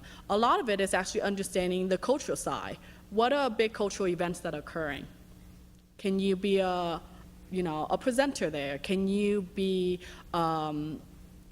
come and attend and participate those cultural events? Can you bring your stuff to any of those cultural celebrations? Have you been able to cultivate relationship with those community leaders?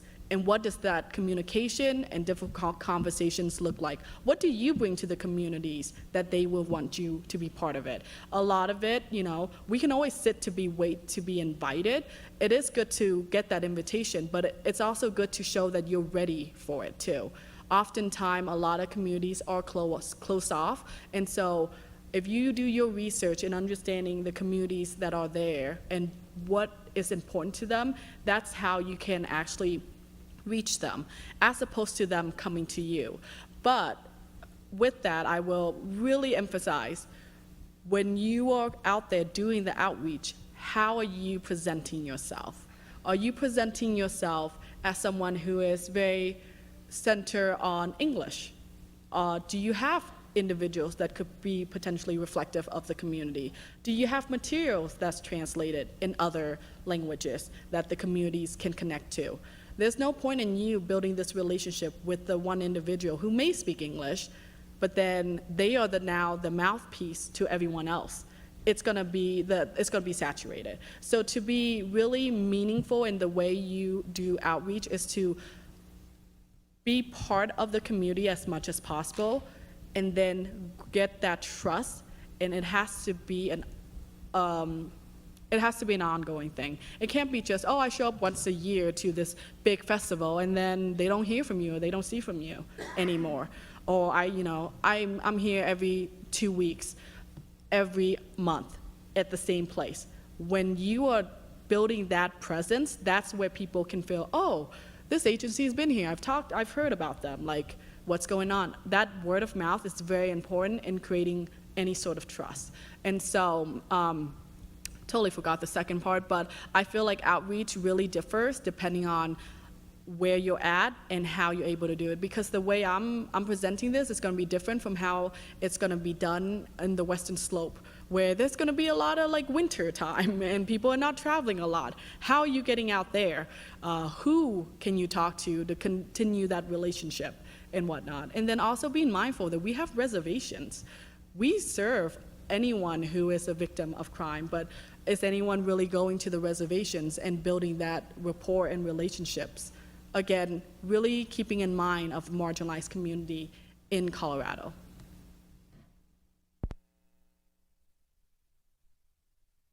Okay, the second part of that question was just, do you have the means or the projected means to scale the program as you're able to help more people, so you can have like more employees, more resources, more centers? Yes, it all depends on if I am ready for more grant writing and requesting for more money from the federal government. As I brought up, we are all grant funded, and so if I want more staff, I have to have the money to have staff, but to have money for staff, that's only one part of it. The other part is to make sure we have money for survivors. The financial assistance that we can provide through our department, though limited, can really help. Oftentimes, we see survivors needing 1 or 2 months of bus passes just so they can go here and there. Some individuals need that medical assistance but can't pay for a copay. So who's going to be doing that? Many individuals are needing rental assistance. Again, we brought up housing as a big limitation right now. Who can actually do that right then and there without going through the process that it could take a few months? And so we have some funds set aside for victims and survivor, and that's what we utilize to tap in right then and there so that they're able to get that need, as opposed to, well, we submit our paperwork, we'll wait for 2 or 3 more months. So all that is in the big strategic plan, but it all depends on, availability of funding and who is willing to be funded or get funded in that capacity. And all of that also encompasses the outreach effort too. My second question, I don't know if it's appropriate, but I'm going to take a risk here. So it's more on a psychological level. I'm wondering, and I know, like you said, you can only speak from your experience, but I've had a lot of just desire to understand how, like with the refugee side of it, I know a lot of refugees come in from war-torn countries or difficult areas, but some refugees we're seeing, especially like, say, this is historically, but from Vietnam, were places where, to put it lightly, we've been stirring the pot. And I'm wondering, what does that look like psychologically for a refugee to come and seek refuge in a country where they may or may not feel like we were the ones that started the problem in the first place?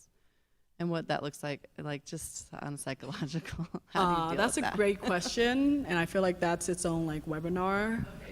But I'll address that. But I will say again, understanding narratives of the people in the community that you're working with is very important. But at the same time, ask them questions, listen to their needs, because you can't assume this is how they believe and that all is going to be the same in that capacity. There's many cultures that are, coming in as asylum seeker and refugees that I need to learn the culture. So what do? I ask. That's kind of the first step, because that's wanting to learn and being open-minded and understanding that there are others out there.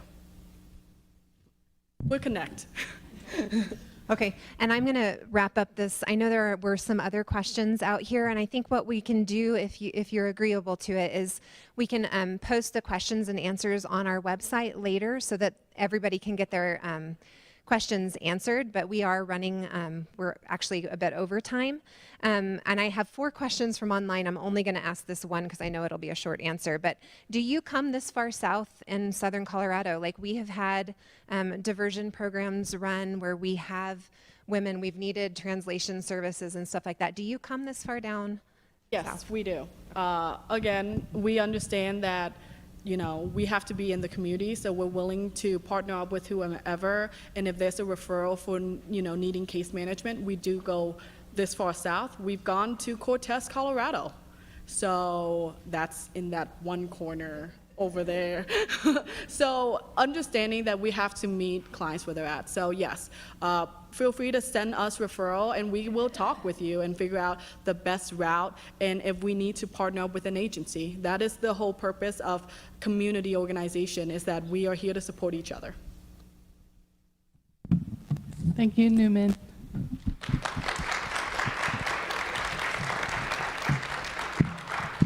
At this time, I'd like to invite any organizations that may be here that would like to share a little bit, short little bit about their organization. Anyone? Liz from Zonta. Yay. We're so pleased to be here every year. One of our Zonta members founded the task force 15 years ago, Betty Edwards, and we've all helped through the years. Our table's right outside the door. We raise money year-round to support the task force, and we help them however they would like our help. I'd like to point out that November 4th, Zonta is spelled Z-O-N-T-A, and we're Zonta Pikes Peak, member of Zonta International. On November 4th, we will have a speaker, Fran Pilch, and her 2 co-authors. She wrote a book called Domestic Violence, Tragedy and Hope, that has just been published, and it will help you get a greater understanding of domestic violence, damaging relationships, and the commonalities among abusers. So we welcome you to join us November 4th. Just go to Zonta Pikes Peak page on Facebook or on our website if you would like to join us for dinner and that conversation. It'll be November 4th at the Bella Vita restaurant. Also, November is Zonta Says No.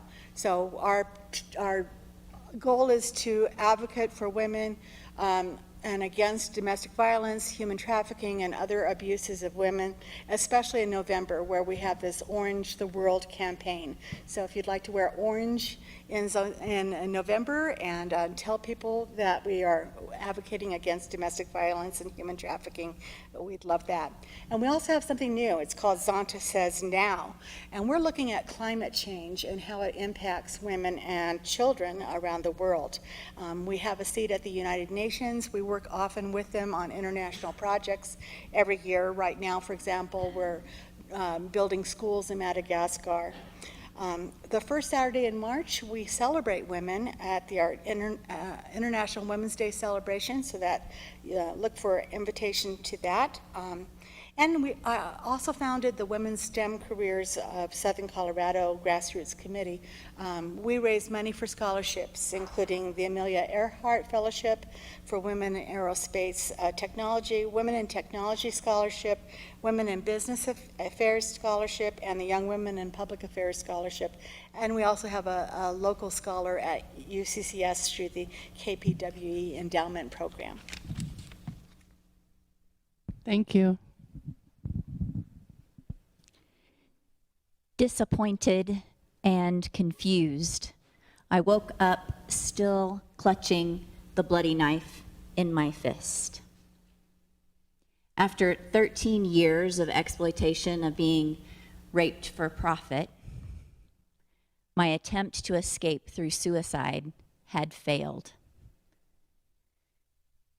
There's no way I could have foreseen all that would transpire between that day and this. But I've gotten ahead of my story. My name is Jenny Sue Jessen. My exploitation began at the age of 4 when my grandfather sold me into the sex trade. And my childhood was filled with all the trauma and devastation that you might imagine. Until the day after that failed suicide attempt, God provided for my rescue and escape. The years since have been filled with challenges and joy and heartbreak and overcoming. In 2011, God in his mercy allowed my husband and I to start a nonprofit organization called Compass 31. You can find us at compass31.com, where we oversee the restoration of survivors in Thailand, Bangladesh, the Middle East. Greece will be launching later this year. We were able to create a prevention tool called Priceless Cube. It's out there at my table. And this storytelling cube tool is being used right now by national leaders in 43 countries to prevent trafficking in high-risk areas. Finally, in January, this past January, I was appointed by the president to serve a 2-year term on the U.S. Advisory Council on Human Trafficking. After 13 years as a child of being exploited by the greed and lust of powerful men, now I've been given a seat at the table with 10 other amazing survivor leaders, subject matter experts, who together are helping inform federal counter-trafficking policy. If you have any questions, I'd love to speak to you outside.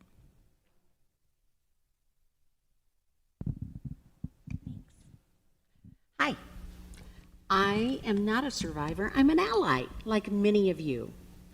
And I work with Reclaiming Hope. You've known us in the past as Restore Innocence. We've changed our name because we feel Reclaiming Hope is a better bridge to women who need hope than to talk about innocence that will never be restored.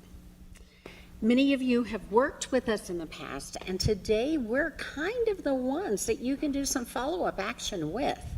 Our little booth, we have a handout because every year we enable a small group locally to go with Christmas stockings filled with personalized items into the illicit businesses here in Colorado Springs and give a gift to the women still caught in trafficking.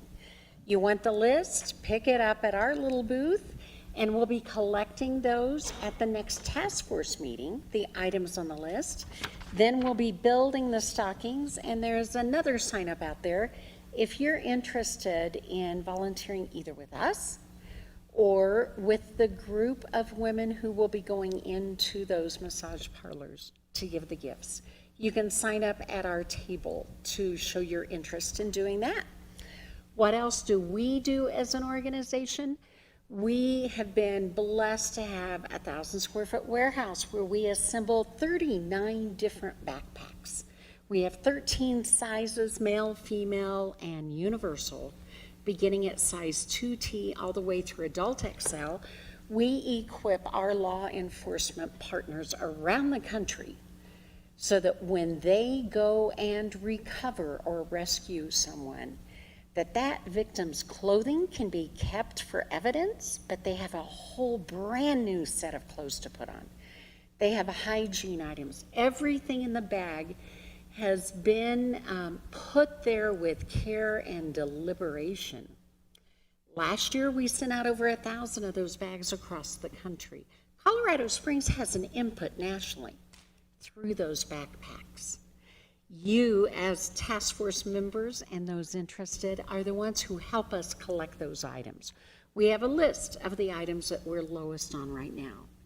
Then if you feel the calling to walk with a survivor of sex trafficking, We take women who are interested in walking with women survivors. We put you through some training.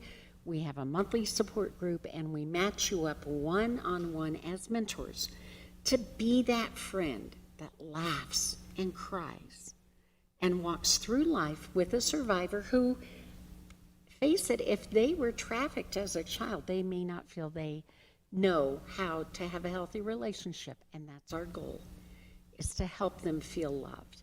Come see us. Thank you.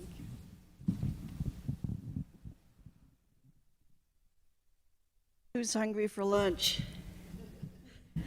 My name's Carolyn Reynolds, and I'm supposed to stay within 2 minutes. I will do my best. Please help me, okay? I'd like to read you just 4 statements that spoke to me. God suffers with me in my struggles. God hides me in the shadow of his wings. God has good things planned for my life. God is concerned with meeting my physical, spiritual, and emotional needs. 25 years ago, Elaine Pakula started an organization, a nonprofit, called Lydia Press, and now we're called Lydia Discipleship Ministries. And this book, Taking Every Thought Captive, was the first book she wrote. I was there 25 years ago, and I helped call radio stations to publicize. In those 25 years now, we have 80 resources. Half of them are to help people who have a hurting person in their life, and they want to help, but they don't know how. This person may have multiple personalities because that was how they survived abuse when they were very young. The other half of our resources are for the hurting person. When you've come from this background, you need people to be gentle and not hit you over the head with Bible verses. I love our resources. We have a website. Please check us out. And that's all I know what to say.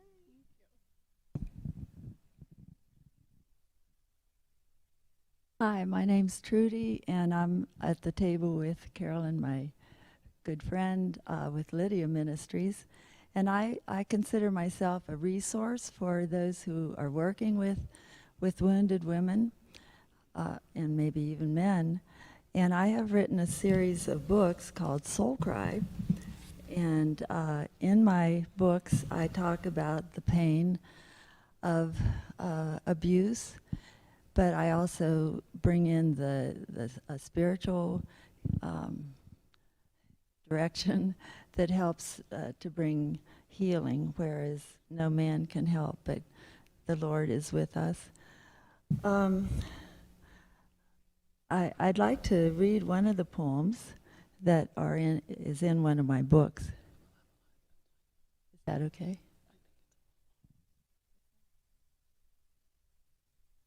I'll read fast. It's about a DID issue, which often comes with sexual abuse. Who holds it's called Uncried Tears. Who holds the tears, the uncried tears, you were too terrified to cry and then forgot? There were clues that told, scared at night, afraid of the dark, quiet and withdrawn, but they were never pursued and you were never comforted. You didn't remember the abuse and never cried the waiting tears, but Jesus remembered. He never forgot your nights of violation, your uncried tears. He tenderly gathered each waiting tear in his bottle of remembrance, held close to his heart. Warm and wet, these uncried tears, Jesus pours into your heart, and you are ready. They are yours now. You remember, you tell, you cry at last those uncried tears, and find your comfort in him.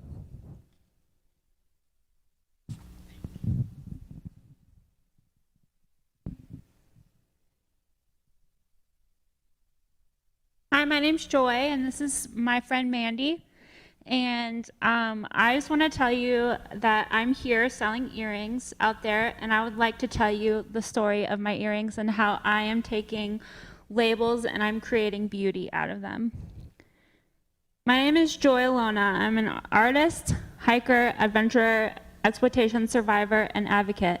As a young child and young adult, I have experienced neglect, emotional, physical, sexual abuse, and exploitation.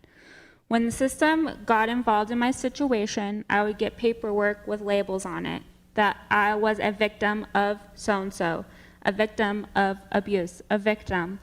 Throughout the years, I have collected a lot of paperwork that reminded me about my horrible situation I have been working really hard to heal from.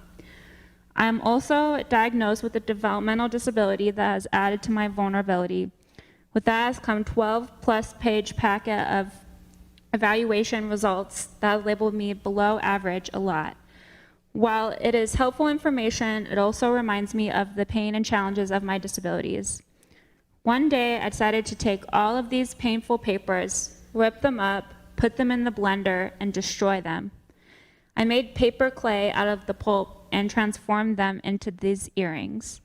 I would like to encourage you to take whatever is painful in your life and use it to create something beautiful. You are way more than the pain and challenges you carry with you. You have the power now, and you get to choose to make beauty out of pain. So I'm selling them out there if you're interested in them. And anyone listening online too, if you want to go, you can check them out too at www.ridemyroad.org/shop. And you'll see them listed in there. But we're just out there. You can come say hi, and don't forget to take your labels and make something out of them, because they don't define you.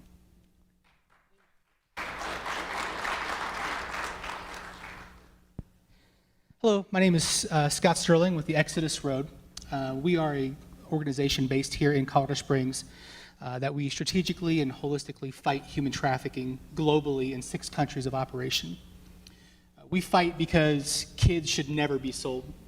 We fight because no human should ever be bought, sold, or exploited in any way. And we do this fight in 3 ways. In prevention, we have what's known as Traffic Watch. We've launched, it's an online training module platform that we started with. We're now currently training over 17,000 law enforcement officers in Brazil. We're the first organization in that area to be able to do this, so there's a lot of opportunity there for us to be able to grow. We've launched it here locally in the States, trafficwatch.org, so I encourage you to check that out. It's an area that you can learn about what human trafficking is, how to spot it, and then how we can make it dangerous to stop it. We also work in intervention. That's how we started. We work in our countries of operation with teams on the ground to empower local law enforcement to find and free victims and arrest traffickers. To date, we've rescued almost 1,600 victims of human trafficking and arrested over 800 traffickers. And then finally, we do in aftercare. We've launched what's called Freedom Home in our first country of operation in Thailand, a trauma-informed care and healing and educational-based home to be able to provide an opportunity that most of these people have never experienced, the chance at a life. And so we hope to have something, a Freedom Home launch in all the countries in which we work. We're honored to be here today and to work with all the advocates and allies to be able to end human trafficking. So thank you for being here. Thank you to all the organizations that have been here today. Welcome back. Was lunch good? Jimmy John's is always good, isn't it? You know, I appreciate that. For those of you that were in the auditorium during lunch, you could probably tell we're having some problems with audio. However, you can go online and on YouTube to view that documentary, and it'd be worth your time to do so. So our next speaker is Lucy Rosas. She's a Special Assistant Senior Attorney Advisor to Chair Charlotte A. Burrows of the U.S. Equal Employment Opportunity Commission, where she provides advice and counsel on various policy and administrative matters impacting the EEOC nationwide. Ms. Rosas has worked in various capacities at the EEOC for over 22 years. She has served as a Special Assistant Senior Attorney Advisor to the General Counsel at the EEOC. Ms. Rosas has served as the lead coordinator of the EEOC's Immigrant Worker Team, a team established to develop and implement a comprehensive plan to address issues affecting immigrant workers, including issues related to farm workers and human trafficking. From 1999 until 2010, Ms. Rosas was a senior trial attorney with the legal units of both the Phoenix and the San Francisco district offices, where she litigated employment discrimination cases on behalf of the EEOC, where she litigated many cases on behalf of victims of discrimination, including large class actions in cases involving farm workers, such as EEOC Tomeo versus Harris Farms Incorporated, 994,000 jury verdict dollars.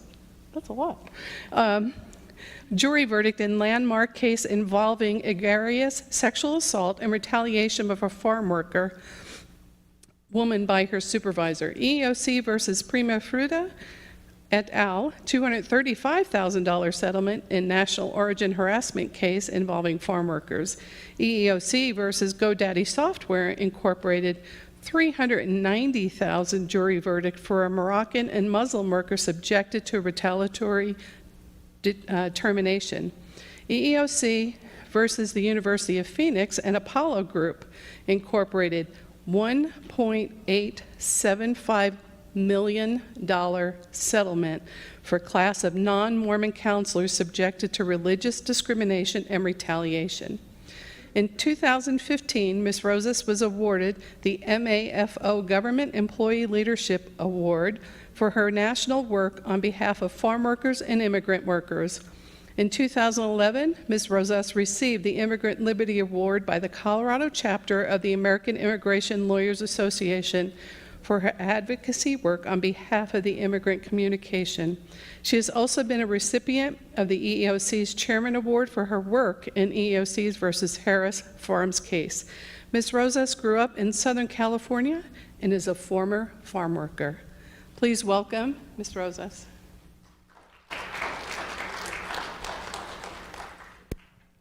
Hi, good afternoon. Thank you so much. I'm really excited to be here, and I thank Kathy and the task force for inviting me.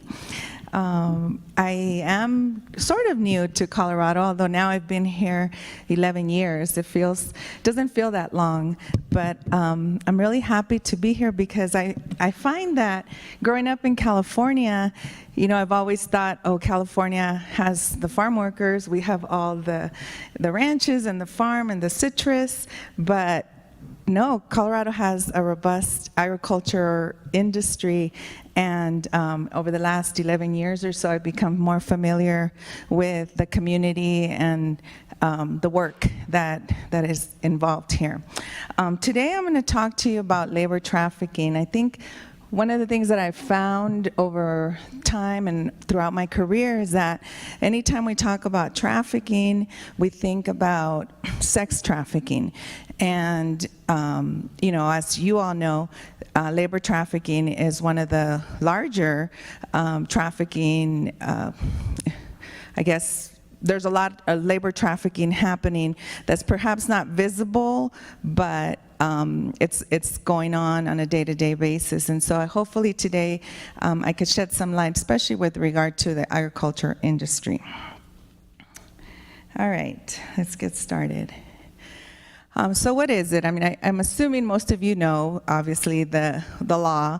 Under the Trafficking Victims Protection Act that was passed in 2000, it defines labor trafficking as the recruitment, harboring, transportation, provision, or obtaining of a person for labor or services through the use of force, fraud, or coercion. And those are really the key elements, at least in the federal law, that you need to look at.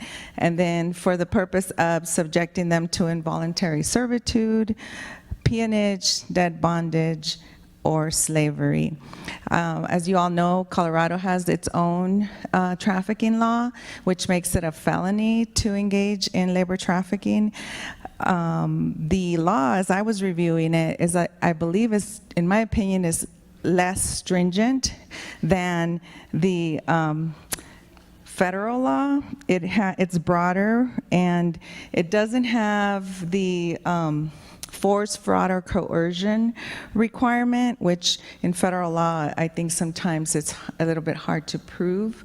And so I think it's great. I believe all states have their own version of a trafficking law. So how does it occur? Typically, at least in agriculture, is through recruitment, and there's these false promises to the worker. There's oftentimes these recruiters will go to their foreign country and make them promises of a job, housing, pay, certain pay, and then when the workers get here, they find out that those terms of the contract that they entered into were not correct. And so, in fact, they come here, they're in debt because they have to pay a huge recruiting fee, and then they are living in substandard housing and are working more hours than they were told, and they were getting paid less. And then, in addition to that, they come and are not able to move around or travel or leave the premises, the ranch, the labor camp, wherever they are, as freely as, you know, we would be able to. And many of them are not able to go to the store without, you know, somebody going with them. And so there's just that type of restriction of movement. If they come with a passport, their passport is taken away, and then they're threatened. Farm workers are really vulnerable because the majority are foreigners or foreign-born. 73% of them come directly from their foreign country, mostly Mexico, Central America, Peru, South America. So they come here not knowing English, not knowing anybody, and they are oftentimes undocumented, or they're tied to the H-2A visa or program. And they live in rural areas far from the city center, as well as they sometimes live in provided employer housing, especially if they're here on the H-2A visa. And so that makes them a lot more vulnerable than an American worker or even immigrant worker who may have been living in the United States for a few years. I don't know, how many of you are familiar with the H-2A program? Okay, I see a few heads saying no. So it's very complex. So I'll just give you the rundown. It's kind of like a guest worker program, and you probably heard, you know, over the years there's been a lot of contention about, you know, immigration laws and whether or not we should have, you know, quote unquote amnesty for those who are here undocumented, or should we have a guest worker program. The H-2A program is a program that was established several years, many years back, which allowed ranchers and growers to recruit foreign labor. Now, the A stands for agriculture, H-2A, agriculture. There's a H-2B, which is a business. A lot of engineers, immigrants who are skilled come under the H-2B program, which you'll see a lot in tech industry.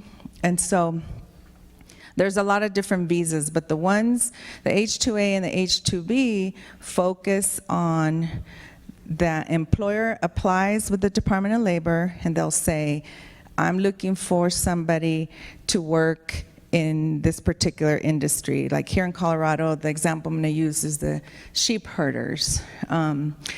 They come under a provision of the H-2A, but then they don't have certain protections. But in general, the farm would have to say, I've looked, I've posted my position, there are no American or, you know, legal permanent resident. There's no worker in the US that wants to do this job or that can do this job, and therefore I need to bring foreign workers here. If it's approved, the petition's approved through Department of Labor, they are required, the rancher is required to provide housing, to pay a particular wage. There's a lot of different requirements. And so many workers, I think here in Colorado in particular, do come under the H-2A program. They are recruited by that company, and so if for any reason they were to leave that company, then they would be undocumented. They would lose their visa. And the visa usually is temporary for a few, maybe 6 months out of the year, and then they go back to their country. And so that's what that program is supposed to be. It's a complex program, and it's also very difficult to enforce, to ensure that the employer or the grower is following all the rules under the H-2A program. And so, like I said, the other thing is they provide housing, transportation costs, and visa costs. But some of the problems, I've kind of already talked about some of the problems, but the key one is that they recruit, right? So what happens is many growers, especially the smaller ones, rely on labor contractors to go to those countries to recruit the workers. And those labor contractors are not being overseen by the grower. They don't know what the labor contractor is saying to the employee in Mexico, for example, or in Central America. And so the labor contractor gets a fee for recruiting workers to this particular grower or rancher, and there's been incidents where the fee is really high, $5,000, $2,000. And the worker wanting to leave their country, come to the United States to get a better job, is enticed to come.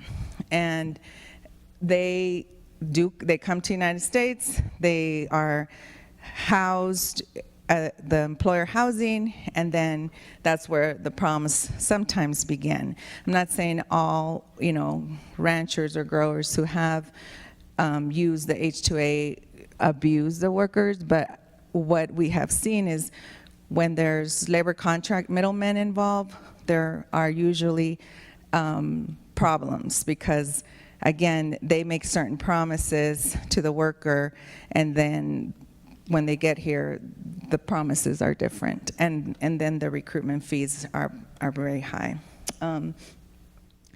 In one of the examples, as I said, with regard to the sheep herders, the visas that they were being provided were exempt from certain requirements under the H-2A, under Department of Labor. And a few years ago, I think 6 years ago, the Department of Labor was sued by organizations on behalf of these sheep herders. And in 2019, they settled a case to try to get more protection for the sheep herders. But in general, most agriculture falls under H-2A with a few exceptions. The other problem is that there's this federal law that's Migrant Seasonal Agricultural Worker Protection Act. That typically provides farm workers protection with regard to wages, with regard to time, and again, the H-2A visa workers, they are not protected under that law. I think this year, Governor Polis just signed a farm worker bill allowing for overtime and a few other benefits that, those of us who work in offices oftentimes overlook because we get paid leave or sick leave, vacation, and overtime. Farm workers for many, many years have been excluded from that under the state laws and federal laws. And so recently, Colorado has passed some additional protections for farm workers, which is going to be very helpful, I think. So what does it look like? There's you may go to a grocery store, especially if you live in the rural areas here in Colorado, and may run into farm workers or immigrant workers, and may think, oh, they're within the community. But you have to really look under the surface, and you have to examine your surroundings. Typically, there are some labor camps in the state of Colorado that is employer housing, like overgoing like Greeley and the Western Slope, Montrose area. And so, most of the time they're male workers who have been recruited to work in the fields. While from the outside it may appear that they're, living day to day normally, oftentimes that's not the case. They're in cramped housing. If they had a passport, their passport was confiscated. They're threatened. They're told, if you complain, we're going to deport you back to your country. They're afraid because with the H-2A visa, they're tied to that employer, and the employer often will tell them, we will take away your immigration status and send you back to your country if you complain of abuses or, of abuses, basically. They're usually not able to talk to people, or even go to church, or any community events. They're really isolated. They sometimes can't even call their families back in their home country. And all their contact, or they're completely dependent on the employer to provide that interaction and that connection with the society or the city, wherever, or the town that they're living in. So I was talking about the sheep herder case, and this was an interesting case for me when I first moved here in 2010, because I met with the attorneys in Colorado Legal Services. They have a migrant farm worker division, and we were trying to figure out whether or not these individuals could file with the EEOC, and I'll explain, what we do as a federal agency, and we enforce the laws that prevent discrimination in the workplace. And so the issue with the sheep herders was that under our laws, you have to have at least 15 employees or more to be covered by the federal statutes. There are state laws, obviously, that would cover you for smaller employers, but with the sheep herders, what we found is that they were being recruited mostly from Peru, and forced to work 24/7 in these really isolated rural areas, taking care of the sheep, and they were living like in little trailers, no heat, no food. They were basically left really in the outskirts of nowhere and quote unquote abandoned for days. And these workers were cold in the winter, didn't have food, didn't have any contact with anybody, and when they started to ask questions, and they were getting paid like $750 an hour, maybe $750 a month, $800 a month, but they rarely saw their employer, and then they didn't know, like there was, maybe they were working by themselves, usually like one person taking care of the sheep in one area, and then miles and miles away would be maybe another worker. And so they were very, very isolated.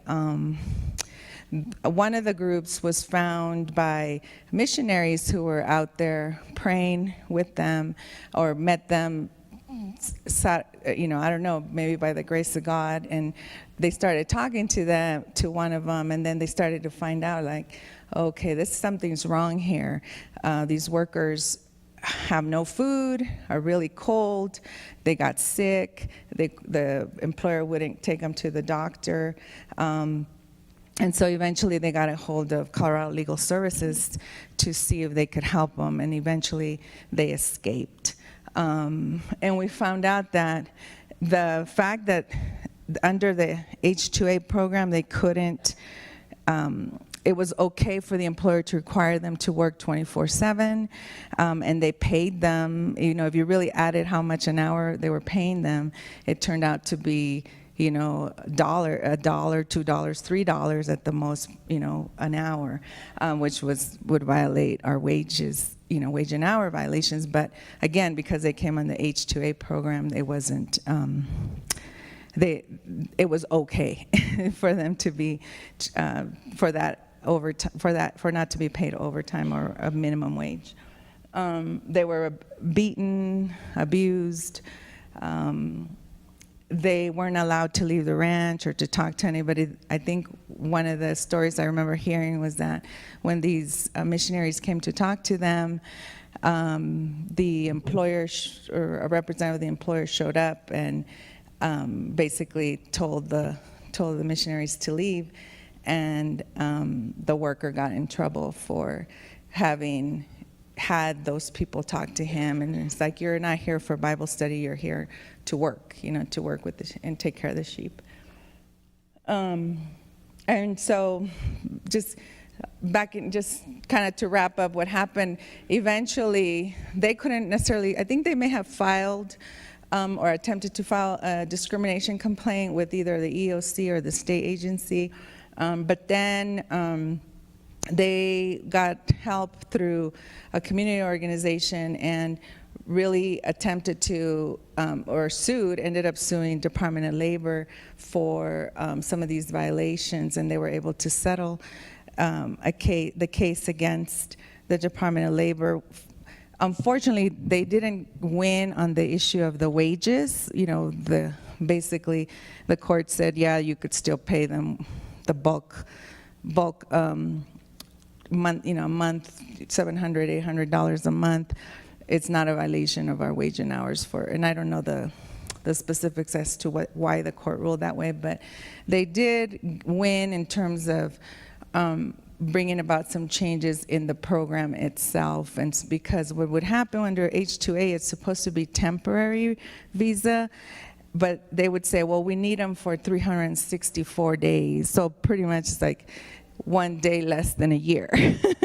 And the court said, wait a minute, that's not temporary, that's pretty much, and then they were able to renew their visas pretty regularly instead of trying to get American workers or workers, residents who are here in the United States for those jobs. And so again, the whole point of the H-2A visas, you're saying you can't find workers here to do this job, therefore I need to go to get foreign labor. And Department of Labor was pretty much approving those visas, even though there was no effort by them to hire, you know, residents or American workers for those jobs. Okay. Another case, again, the Colorado Legal Services filed was against Grant Family Farms. Now they are a CSA, you know, a community-based organization or supported agriculture, and they too use labor contractors to recruit workers. And so there was this labor contractors who went and brought workers. They lived in a housing labor camp, and the Grant Family Farms, they paid the contractor, and then the contractor would pay the workers. But what they didn't realize is that the contractor was subtracting money from the wages. So say they paid them, I'll just say $1,000 a month or $500 every 2 weeks, they would deduct like transportation fees, food fees, all these things that were supposed to be provided apart from the wages. They were being deducted from the paycheck. And so Colorado Legal Services sued them, and then they got wage and hour involved, Department of Labor got involved, and eventually these contractors were prosecuted criminally, and also there was a lawsuit, a civil lawsuit, to get damages for the workers. You know, they found that, Department of Labor found that the contractor had provided false documents to Grant Family Farms, and supposedly saying that they were all here legally, but in fact they had actually also brought them here illegally. They had not been brought by, they were not working under the H-2A program, but they had been brought here illegally. So the contractor lost their license. They were put in jail for a year, a husband and wife, and then they got deported. They seized some of their property that was worth about $128,000. And they were indicted for harboring and transporting illegal immigrants. And the victims got temporary visas because they assisted in the investigation. So I believe they were U visas, and I'll talk a little bit about what U visas are, but there are visas if you help law enforcement in these kinds of cases, and you're undocumented, you could get a visa to stay here permanently in the United States, or eventually stay here permanently. And then there were no, criminal charges under like indentured servitude or involuntary servitude, because in criminal law, it's you have to have beyond a reasonable doubt, and so the evidence was, I guess, difficult to obtain for that. And then the victims were, because Colorado Legal Services brought a lawsuit, they were able to get a verdict against the labor contractor for $1.5 million. I don't know if they collected that money. A lot of times these labor contractors, they go bankrupt, and so it's hard to, you can get a judgment, but it's hard to get the money. But they did sue Grant Farms and as a joint employer, and Grant Farms settled out and paid between $20,000 and $25,000 per worker. I think Grant Farms was trying to argue, well, we didn't know, we left it up to we're not their employer, the labor contractor is the employer, but what we do is we usually go after both, because usually the farm or the grower is the one that has the money, and if we want to get damages for the victims, that's, we want to be able to make sure we sue both entities to see who has the financial means to pay a judgment. I think I've kind of gone over this, how do you identify some of these victims? Again, if it's, pay attention to how they're acting, if they're nervous. We've had cases not in the farm worker context, but in like welder context, where they've been brought from Thailand. They were brought to the United States supposedly to do welding and skilled work, and then they end up in restaurants, and so as cooks and so forth. And what we found is when the community kind of opens their eyes and kind of looks and sees something similar probably to sex trafficking, right? If you see somebody who seems kind of quiet, kind of isolated, they're not sure, scared, in a public setting, you may think, oh, maybe there's something wrong here with this person because they're not acting freely and openly. That happens in the agricultural setting. Also, we found it in restaurant setting, where sometimes workers are not, you could tell they're not able to speak freely and really engage with the customers. Then perhaps there's something going on behind the scenes. When an employer controls everything, the housing, the food, the transportation, then that might be a trigger that there's something not right here, because people are too afraid to walk on their, be out on their own, or they're only being transported by in the company bus or van. Those are potential signs. And then the threats of deportation and violence. So the EEOC does not enforce, obviously, that trafficking law. We don't bring criminal charges. We are an agency that sues on behalf of employees under the civil laws, the civil rights laws, every employee has a right to work in a place that does not discriminate, right? So no sexual harassment, no religious discrimination, retaliation. And so, how did we get involved in this? The way that we got involved in this is because some of our attorneys decided to sort of test the law and to see if there was a way that we could use civil rights laws, anti-discrimination laws, to protect workers who are, in turn, victims of labor trafficking. What we did, there's 2 cases that I'll talk about that we prosecuted. One was Chellan and EEOC versus John Pickle. That was way back in 2002. And then the other one that was a little bit more recent, EEOC versus Global Horizons. We sued in 2011, but even up to a few months ago, we're still collecting on a judgment in that case. And so these were the 2 big cases that kind of set us forth as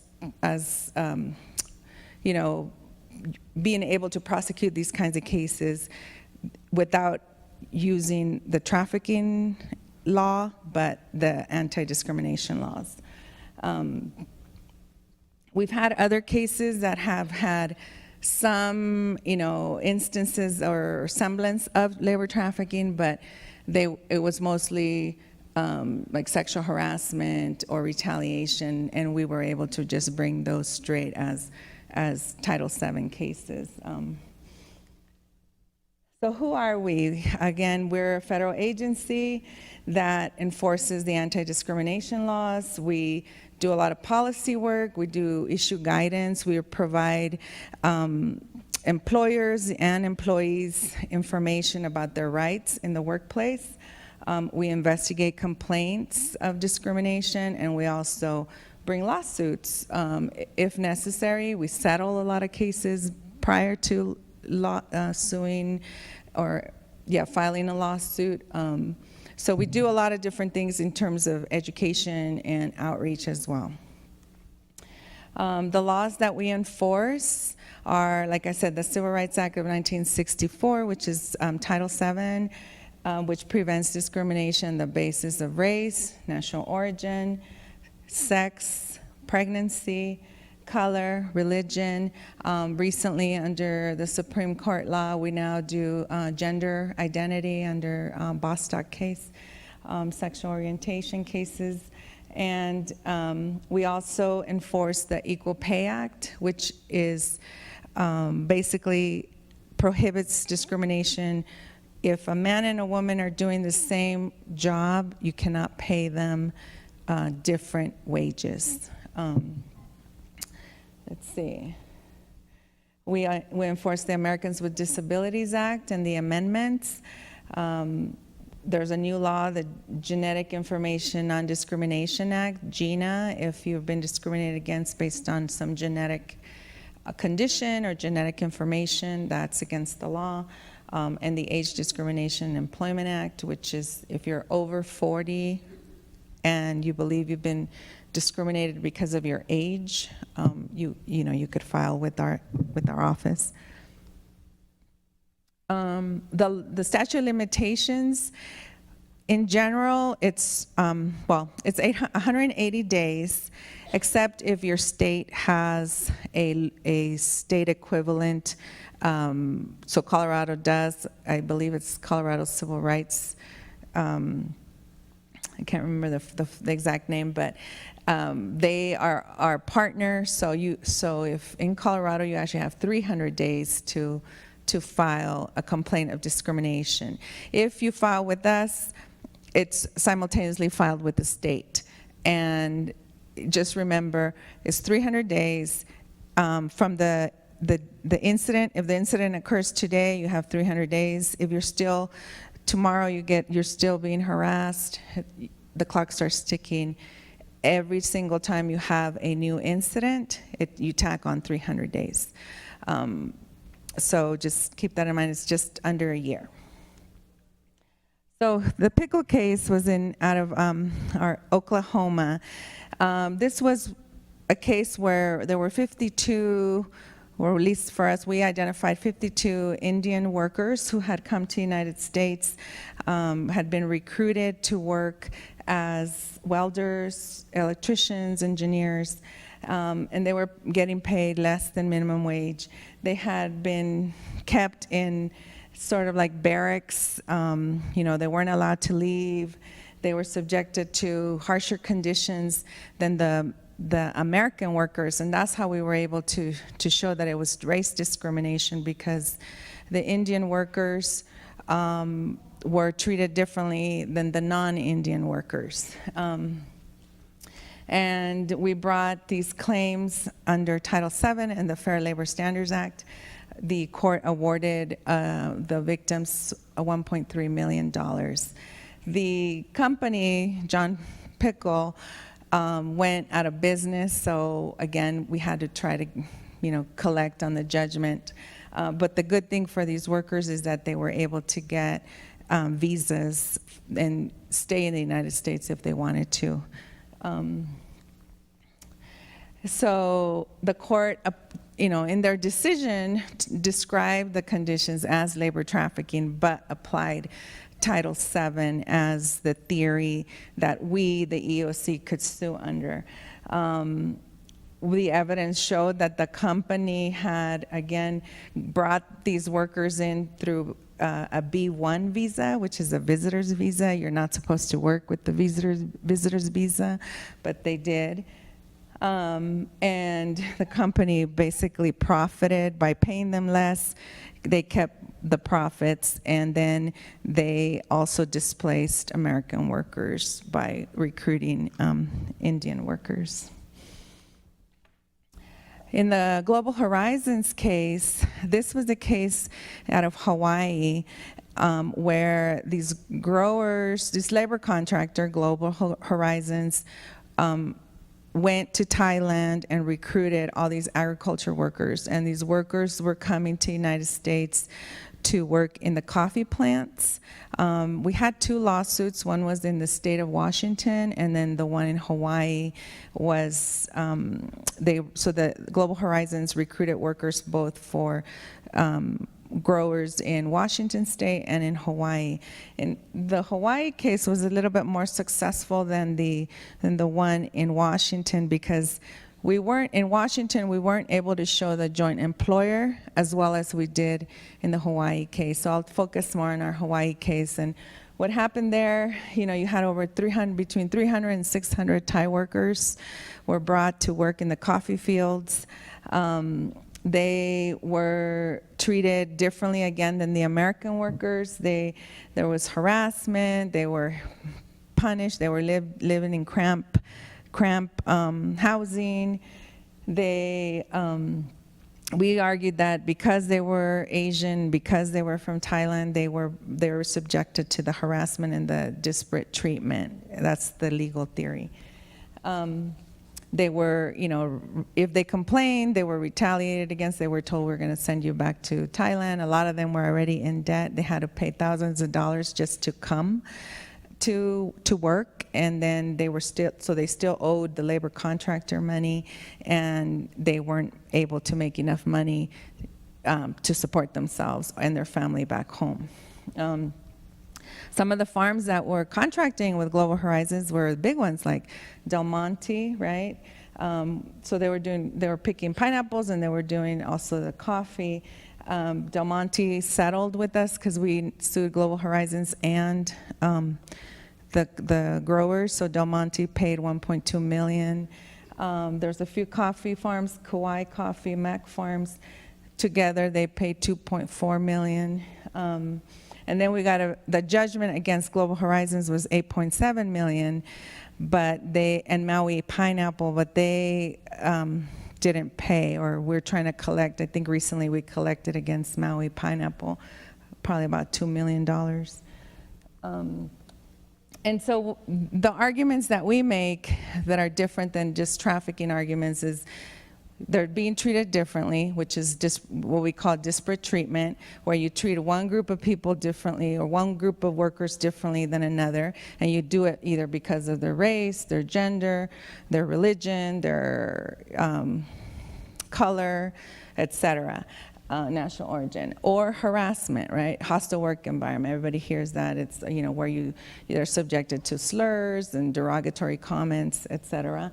And then retaliation. And typically, in this context, it's people are threatened with deportation.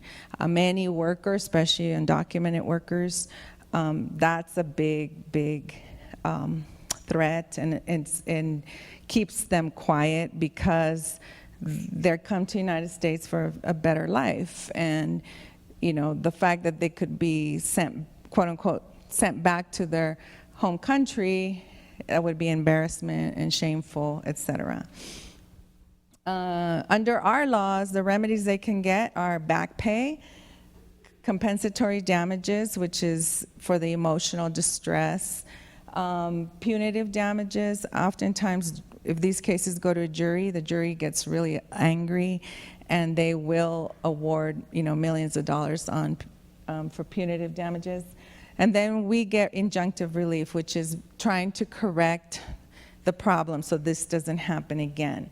So training, making sure you have a strong policy in the workplace, and other maybe, you know, special training for managers, etc. Sometimes reinstatement and back pay, and front pay are options too. And then just quickly, in terms of the visas, this is really important, especially for you all doing this kind of work. Are you familiar with U visas and T visas? Anybody? So this is, like I said, it's really important, especially because many of the trafficking victims, if they are brought here from another country, are going to be undocumented. And so the U visa and the T visa were created. T visa specific, it's a trafficking visa, and the U visa is broader. And so if a person, and in this case, you don't have to be an employee, but if a person is a victim of a crime, they can apply for a U visa. Oops, no problem. The T visa is specific to trafficking. So if you're a victim of trafficking, you can apply for a T visa. If you're a victim of other kinds of crimes, then the U visa would be more appropriate. And basically, under U visas, the crime has to be one of the ones that's delineated in the law, which is like domestic violence, sexual assault, battery, stalking. There's a lot of crimes that are considered qualifying crimes.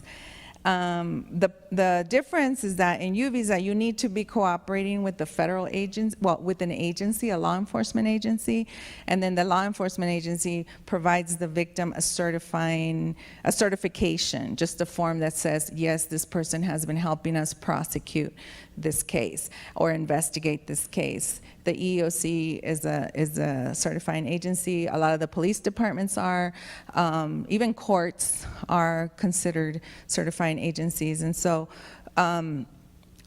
it usually has, and the reason there's a U visa is because they want victims of crimes to speak up and report the crimes. But as you all know, people are not going to, report crimes if they feel they're going to be deported. So that's what the U visa is for. And then I know I'm running out of time here. So if I can give Kathy Cook the PowerPoint if you wanted, but this is like a bunch of all the crimes. This slide has all the different crimes that would qualify under the U visa. And then the T visa is, like I said, as long as you show you're a victim of trafficking, you can get a T visa. The difference is that with the T visa, you have to still be in the United States and you don't need a certification. The U visa, you can apply even if you've left and gone back to your home country. And either visa allows the victim to get benefits. So, you know, what we used to call back in the day welfare, but it's really like food stamps, Medicare, medical care, and eventually they could get a work permit, which is really liberating, because then they can work legally in the United States and support themselves. And then eventually, after 5 years, they would become legal permanent residents, or can become legal permanent residents. And you can also petition for your family members too. Okay? This is our contact information. We're nationwide, everywhere.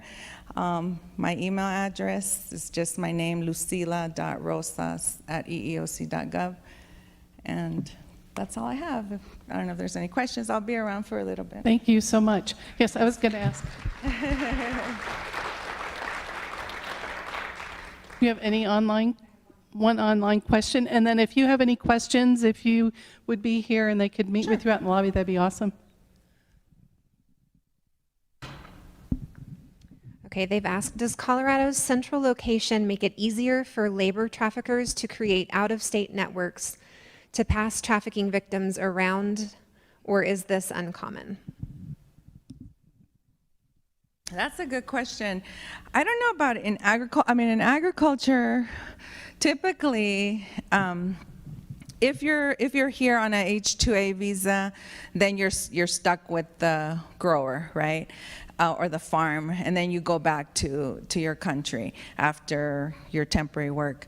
But if it's migrant workers, so that follow the crops, then possibly, yeah, because then if you're tied to a labor contractor who says, okay, well we have job, work in Utah or Arizona or New Mexico or even California, or even, Ohio has a huge farm worker population, so it's possible. But I really haven't.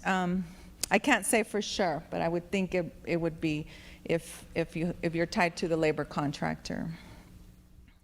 Okay. Thank you so All much. right, thank you.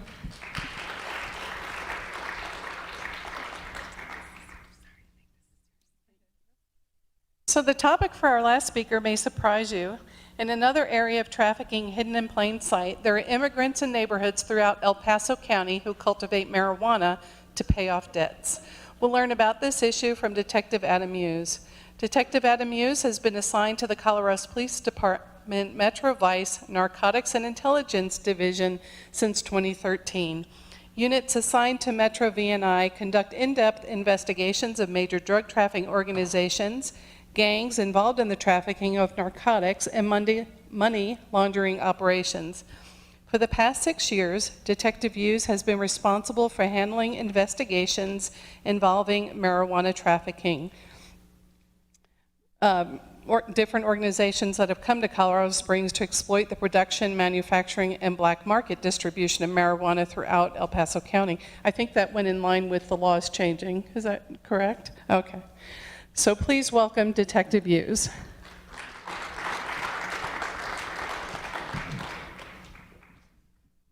Sure. Hi, thank you.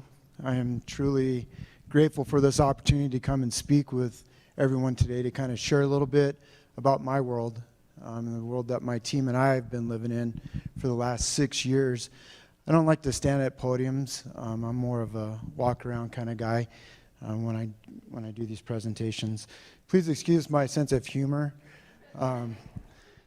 And the kind of work that we do, we have to have a little bit of sense of humor because of the things that we're seeing and having to work with on a weekly basis. It gets pretty disturbing. I've been in law enforcement for almost 17 years. Part of Metro VNI, we have several units within Metro VNI. I'm assigned to do marijuana. We have a team of 7, including a sergeant. With that, our sole purpose in life is going after marijuana trafficking organizations. And that's the groups that came here from all over the United States to exploit the Colorado laws, the Constitution we have regarding the marijuana that was voted in back in 2000 and also in 2012, which went into effect in 2014. So I'll just show you, talk a little bit about the history of why we're here and how did we get here. But for those of you that don't know or haven't been here long enough, medical marijuana was passed by the voters in 2000. It was Amendment 20. That was the medical side of everything. And then back in 2012, as I stated before, we got Amendment 64, which is the recreational side of marijuana. Amendment 20, for those of you that don't know, allows for patients, if you register as a patient in the state of Colorado, to have up to 6 plants, no more than 2 ounces of a usable form of marijuana, with exceptions, because there are some exceptions with that. And then the affirmative defense to the possession of marijuana, that affirmative defense has to be, it's on the burden of the defendant, the person that we're arresting who's violating the law. Amendment 64 allows residents to grow 6 plants per adult, 21 years of age, living in a residence, up to 12 plants per residence. So back in 2017, I had the privilege of working with different lawmakers in the state, working with the governor's office, then under Governor Hickenlooper, to try to figure out how we're combating the problem of marijuana traffickers that have infiltrated the state to exploit these laws and are profiting, making millions off of the illegal sale of distribution of marijuana. So with that, lawmakers were able to put together what's called House Bill 2017, House Bill, 171220. And with that, it allowed residents up to the plant count of 12, meaning they could have 6 medical or 12 medical, or people over the age of 21 could have 6, recreational plants per adult over the age of 21, with a maximum of 12. Here in El Paso County, that stands as 12 plants maximum is what you can grow in a residence. However, you'll see some of the issues that we ran into with that. Talked about 171220. So here's what happened. So back in about 2015, I was working on a street team at that time, doing undercover work. We started coming across a lot of complaints, a lot of anonymous Crime Stopper tips, and complaints about marijuana grows popping up in all of these houses. And the odor became so overwhelming in some of these neighborhoods, we were getting, weekly calls. And at some point back in 2016, 2017, we had a couple hundred of these complaints. So in about mid-2015, we started our team, the marijuana trafficking team. But we started seeing in January of that year, knocking on doors, saying hi to people, and coming across grow houses, 300, 400, 500 plus plants in these grow houses. And we were noticing that these grow houses were being occupied by people coming, mostly in this area, coming out of Florida, Cuban descent, and started scratching our heads going, what's going on? Why do we have all of these people coming here from Florida setting up these grow houses? And they were all presenting medical marijuana registry paperwork with plant counts up to 99 plants. So now we're filling up these houses with 400 or 500 plants because there's like, here's my paperwork, here's my cousin's paperwork, here's my brother's paperwork, my dad's paperwork, and these are all of our plants. And we had nothing to combat that. We had nothing to go back on because at that time, it was perfectly legal. We'd walk in, they'd present paperwork, there'd be the plant count that they had on their paperwork, and we were telling them, have a nice day. And there was nothing we could do about it. So we started figuring out these bosses were coming out here from Florida. And when I'm talking about Florida, there's other different organizations. We have several Asian trafficking organizations here They mostly settled up in the North Metro area, but they're also down in the southwestern Colorado area as well. So it's not just an El Paso County, Colorado Springs thing. This is a statewide thing, but we have a large majority of a Cuban population here in El Paso County that settled and started doing this kind of work. So what we were seeing is these bosses came out here from Florida, set up these grow houses. They were either buying or renting multiple grow houses. And when I say grow houses, residential properties. Places that you might have, a house that you had for sale or had up for rent. These guys would come in, sign rental contracts, and then they'd start bringing their people out from Florida or different or other states. Some of them bring them in, smuggling them in from Cuba through into Mexico. Once they got into Mexico, they would get to Brownsville and some of the other border locations, claim asylum because they fled a communist country, and then they're welcomed in here to the United States. As soon as they get into the United States, they're brought here to El Paso County, Colorado Springs. And they're put in some of these grow houses, and they're told to grow marijuana. They're going to get, quote unquote, paid, so on and so forth, and they have to do what we started doing back in, back in 2016. I was working with the now retired Assistant Special Agent in charge of the DEA for Colorado, and a senior analyst from the DEA, and we got together and put together these presentations that we started traveling around the state and other states talking to people about our problems here, what marijuana has brought to our state. And we started calling it, we were calling what we were seeing was human trafficking. But the words human trafficking took on the connotation that everybody thought that these groups that we were working sex traffickers, and we weren't. And so what we've came to find out is, through hundreds of interviews that we've done over the years, is that they're indentured servants. They're brought here with the promise to do something, promise of a better life, promise of receiving money, other benefits. In return, they get to live here in the United States, and all they have to do is just grow marijuana, which is going to be exported back to the East Coast for higher profits for the people that brought them here. So with the indentured servant, these are mostly willing participants. I can't think of any specific out of the several hundred that I've done in the years where it wasn't somebody that wasn't actually willing, because they want to be here. They want to be in the United States. They'll do whatever it takes to be here in the United States. They're working off these debts. They're working off whatever they had to pay to get out of Cuba into Mexico to get brought here. So they're set up in these grows, and they're told, you owe us 3 grow cycles. Well, a grow cycle in this particular types of organizations can last anywhere from 3, 4, 5 months at a time. So so we're looking at close to a year, if not just a little bit over a year, that these people are now working in a house to grow marijuana for this organization.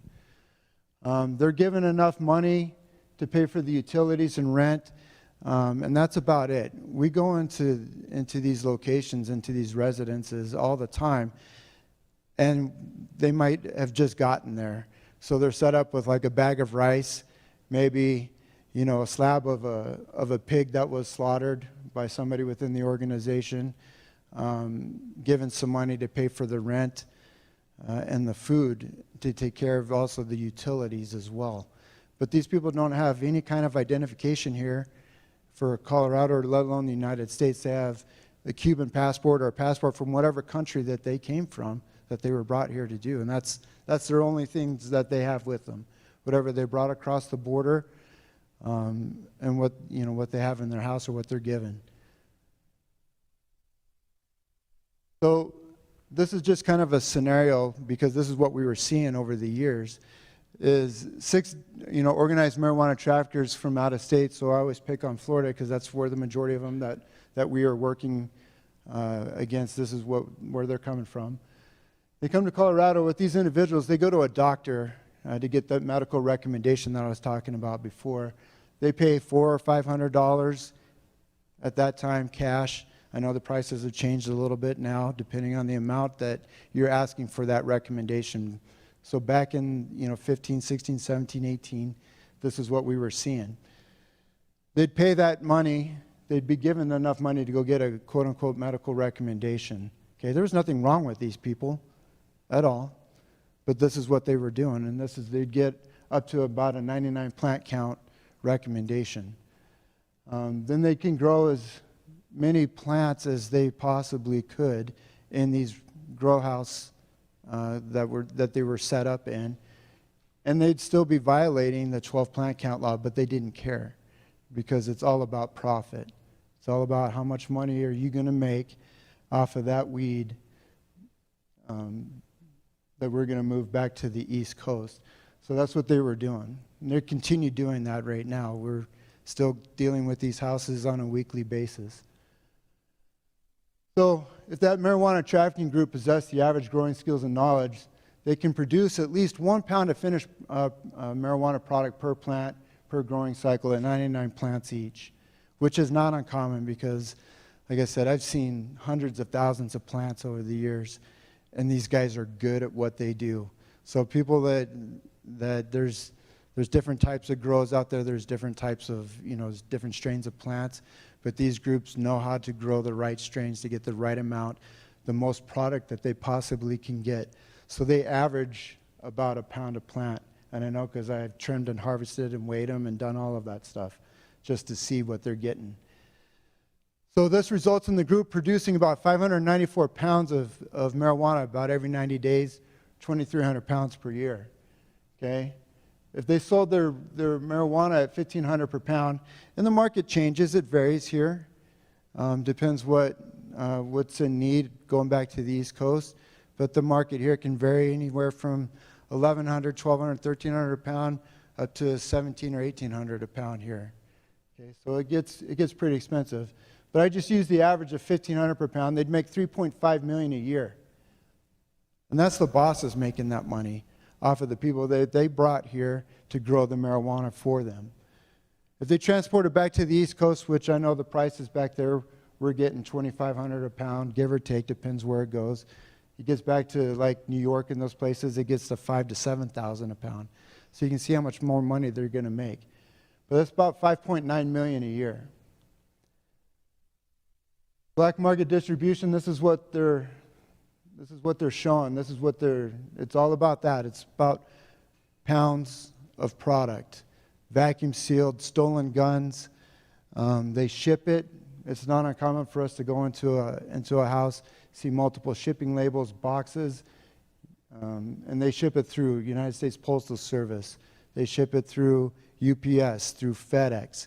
It doesn't matter. They can get a pound out here, a pound out there. That's $1,500. That's $2,000. You can see how the prices start building up, and they'll ship it any way that they can. The different living conditions that they have, this particular one up here, these individuals, these were actually homeless guys that this group went and picked up down here in the city, offered them a chance to make some money, said, hey, we're going to put you in a place, you just got to grow the marijuana for us. They put them in a trailer, gave them a little bit of a place to sleep. All they had to do was work the grow, and they were promised to get a little bit of profit from that. Okay, they were never paid. They were given methamphetamine to keep them going. But this is the kind of conditions that these indentured servants, as we refer to them as, these are the kind of conditions they're living in. And I'm only allowed a few minutes of your time today. This is hours that I could sit here and talk to you and share stories with you about all of the things that we're seeing on a weekly basis right here in El Paso County. Other living conditions, this particular group, you can see the tent in the middle of the marijuana grow. That was an outdoor grow. The one that's on your right-hand side there, where it's got that covered plastic over it, that was a tent. Inside the tent, an AK-47, a couple ounces of methamphetamine, and over 400 marijuana plants at this one location. These guys were brought here from California. They were migrant workers, contacted by cartel members, offered an opportunity to come to Colorado, grow marijuana. Hey, we're going to pay you, you're going to make X amount of money. All you got to do is just grow the weed. In the meantime, the cartel gives them an AK-47, ounces of meth, and six guys out there to just maintain the grow. Cartel members would drive back and forth between California and here and bring them water, a little bit of food, and they were out in the middle of nowhere in eastern El Paso County. But that's how they lived. This is the world that they were brought into. Of course, they didn't get paid. We end up arresting some of them just because of the different criminal charges that we have there. But when we're going after this, we're not solely interested in the people that are sitting there growing the marijuana. We're interested in the people that brought them there. Who brought you here? And they don't know. They can't tell you the names. Those people disappear. Some of them, we have no idea where they ever went after that. But this is the world that the legalization of marijuana has brought. The people ask, well, why did they come? Why did they come here? Why didn't they just stay in California? Because you can do this in California as well. It's cheaper to do it here. It's cheaper to bring people back and forth to Colorado than it is to keep them in California. They can hide better here. We've got thousands of miles, square miles of acreage out there. They can hide and do all of this kind of work right here, right underneath our noses. What they do with a lot of these guys, they bring them in, they set them up in these houses, and because we have such a home invasion, an increase in home invasions and crime, shootings, robberies, homicides, all of that stuff, all because of marijuana, that these guys start barricading themselves inside of these residences. These are just homes in neighborhoods that every single one of us live in.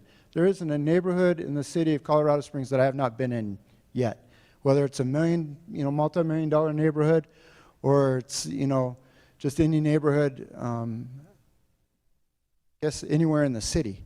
I have been in that neighborhood, I guarantee it. All with these similar things, with marijuana grows, people barricading themselves inside of their houses just like this. The one on the bottom right, that's a booby trap to prevent people that were coming to rip off the other indentured servants. They dig holes in there, stick nails in these boards, so in the night when they'd come in to try to rip them off, they'd step in them, get their foot impaled by nails, legs caught, and they could capture these people. Home invasions are happening all the time, almost on a weekly basis here. They just go unreported because they don't want law enforcement contact because, as you've heard in different stories today, they're afraid. They're afraid of us contacting them, and they're simply afraid because they're afraid we're going to deport them. That's not our purpose. Our purpose is to shut down these grows, to stop these criminal organizations, to stop the trafficking, stop all of this stuff. But they mostly go unreported. A home invasion, this is just another story of one of the many.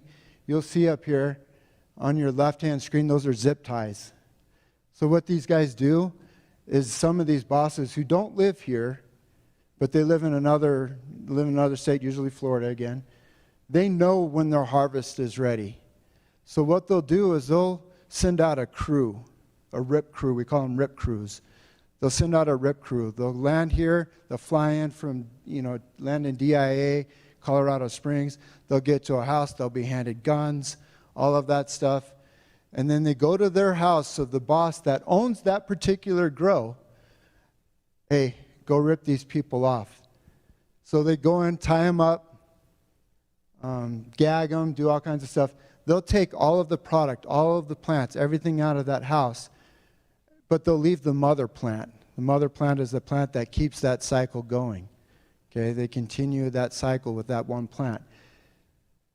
They'll take all of that product, then the boss comes in. Oh man, you lost all my product. You owe me another grow. So they indenture those people to grow more because the guy just ripped himself off. That's how they keep that cycle going. They keep those people indentured going into these programs, into the distribution, trafficking of marijuana. Different home invasion stuff. Lots of gunfire involved in all of these stuff. Shootings happen all the time. We just had one in a county not too far from here. Lots of gunfire exchange because they were ripping each other off. And it happens all the time. Other involvements that we're seeing in these things, you can see these guys, because they want more money because they're not given enough by their bosses, by the people that brought them here, they have to get into other crimes. These other crimes include poly-drug trafficking, trafficking of cocaine, heroin, meth, all of that stuff out here because they got to make a little bit of extra money. Home invasions and assaults, we'll see an increase of those all the time. Homicides, credit card skimming and cloning, as you see up there on the top. VIN swapping, money laundering, insurance, Medicaid, and of course the indentured servitude. We end up paying for the insurance, the Medicaid, all of that stuff for these people that are brought out here. They're given the paperwork, they sign up with the state. Then we end up paying for them to grow marijuana to be trafficked out of state. That's just something to think about. Like I said, this is hours and hours and hours that I could spend talking about this and sharing information, but I'm limited on time right now. So if there's any questions or not, I'll be sticking around for a few minutes. But Thank you so much. Who had a question? Could you come down and use this? I can hear her. We have to online. sorry. That's the only.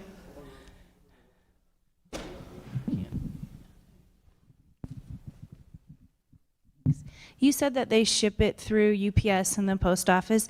Do you ever get calls from them? I would think that because it's such a strong smell that... Yeah, all the time. We get calls. Sorry, this is a little bit lower than... yes, we get calls all the time because of the odor.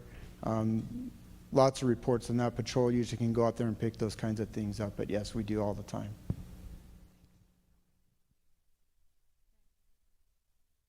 I was just wondering, you said that they go to the doctor to get, and they pay for the like license or whatever. Yes. Does anything happen to the doctors that are signing off on this? So there are a handful of doctors here in Colorado Springs and up through the Denver metro area. There's some different doctors that this is the kind of work that they do, is just give recommends out.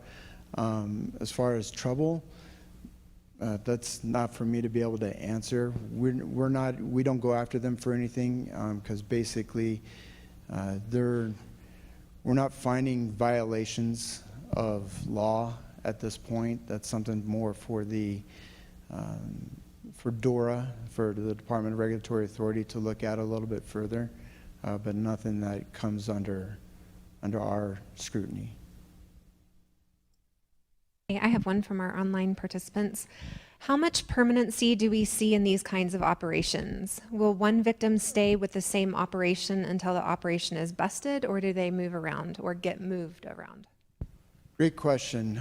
Once they're busted, they usually pick up and are moved to a different location. There's countless times that we're going to hit the same property 2, 3, 4 times, but it's a different group in the same house each time. That's a common thing. Usually after they get busted, they're picked up and moved somewhere else, usually out of state, back to Florida. We'll have several that once they know that they're getting caught and facing several years in prison, they'll actually flee and leave the country, go to Mexico, go back to Cuba, because they have the financial resources to do it at that point.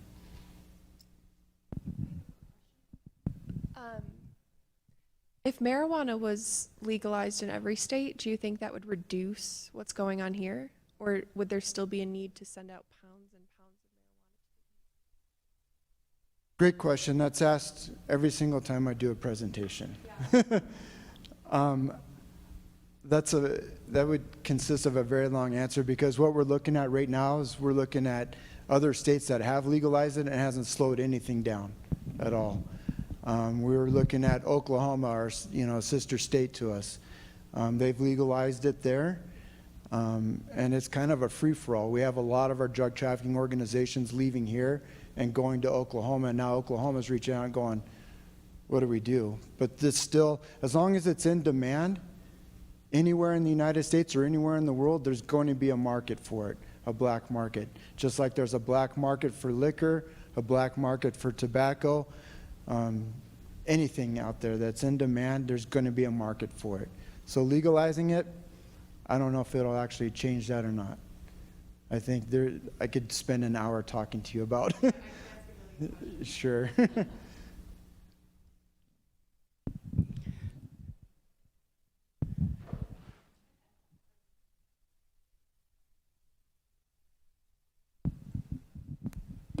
So I'm assuming it's pretty difficult to get the indentured servants to cooperate against the people who brought them out here. Are you looking at how you can get the owners and how to prosecute them? Yes.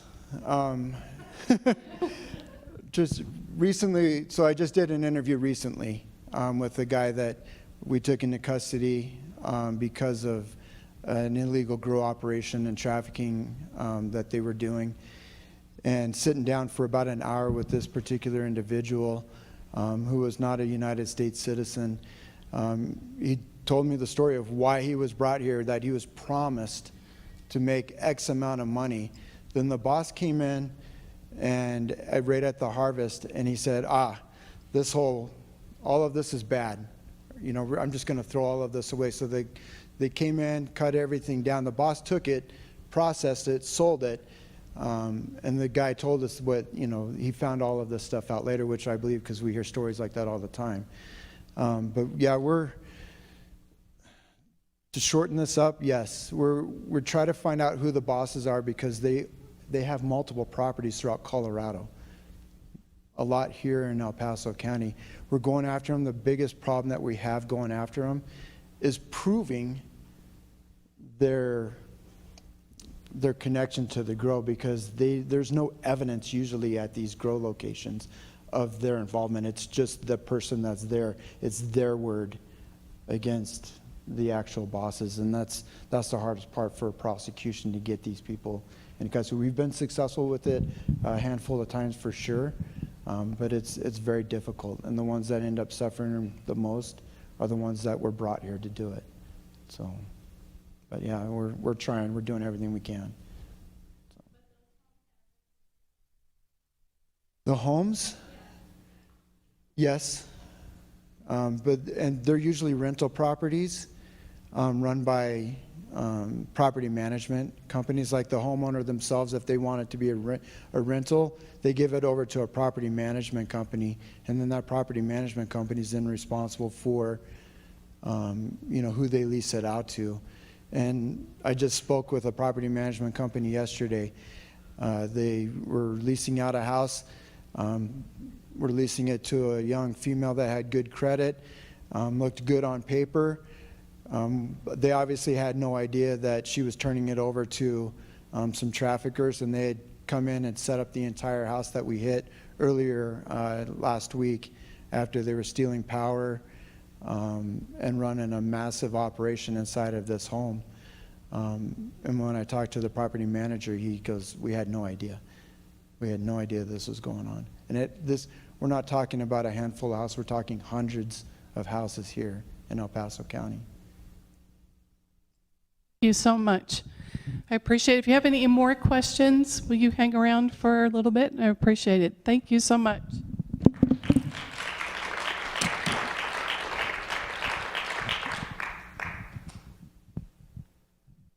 Wait for the slide.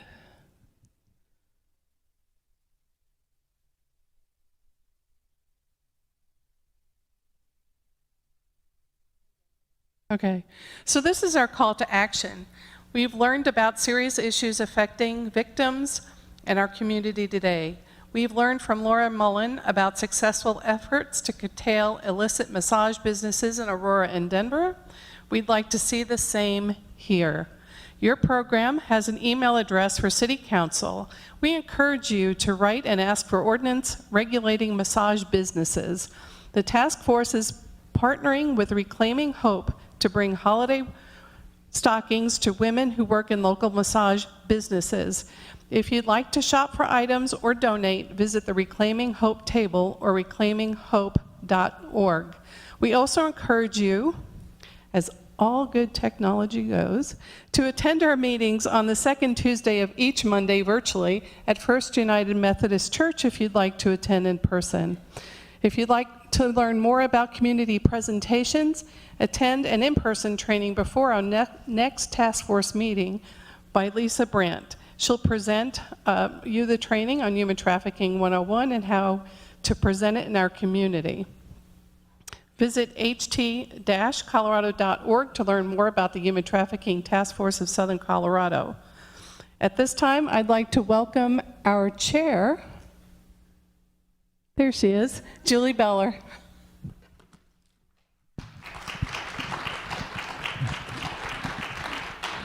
Thank you. I'll just say thank you again for giving us your beautiful Saturday day, spending in time inside to learn about these issues. Thank you for those of you online who stayed tuned in throughout the morning. It's our privilege to offer this symposium every year, and it's an honor, again, as I said at the beginning of the day, to be with you, to engage with you on how to effectively fight this crime in our community. I do want to have Kathy Cook come down as the main organizer of this event.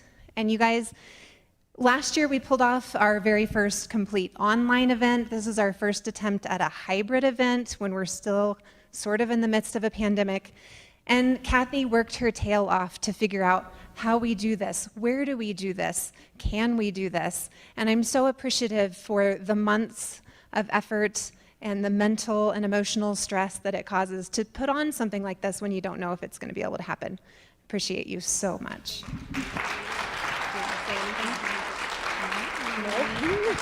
Okay. And that's a wrap for the day, you guys. Thank you so much for coming. We do have our monthly event, our monthly meeting coming up on the second Tuesday of November at First United Methodist Church. We'd love to see you there.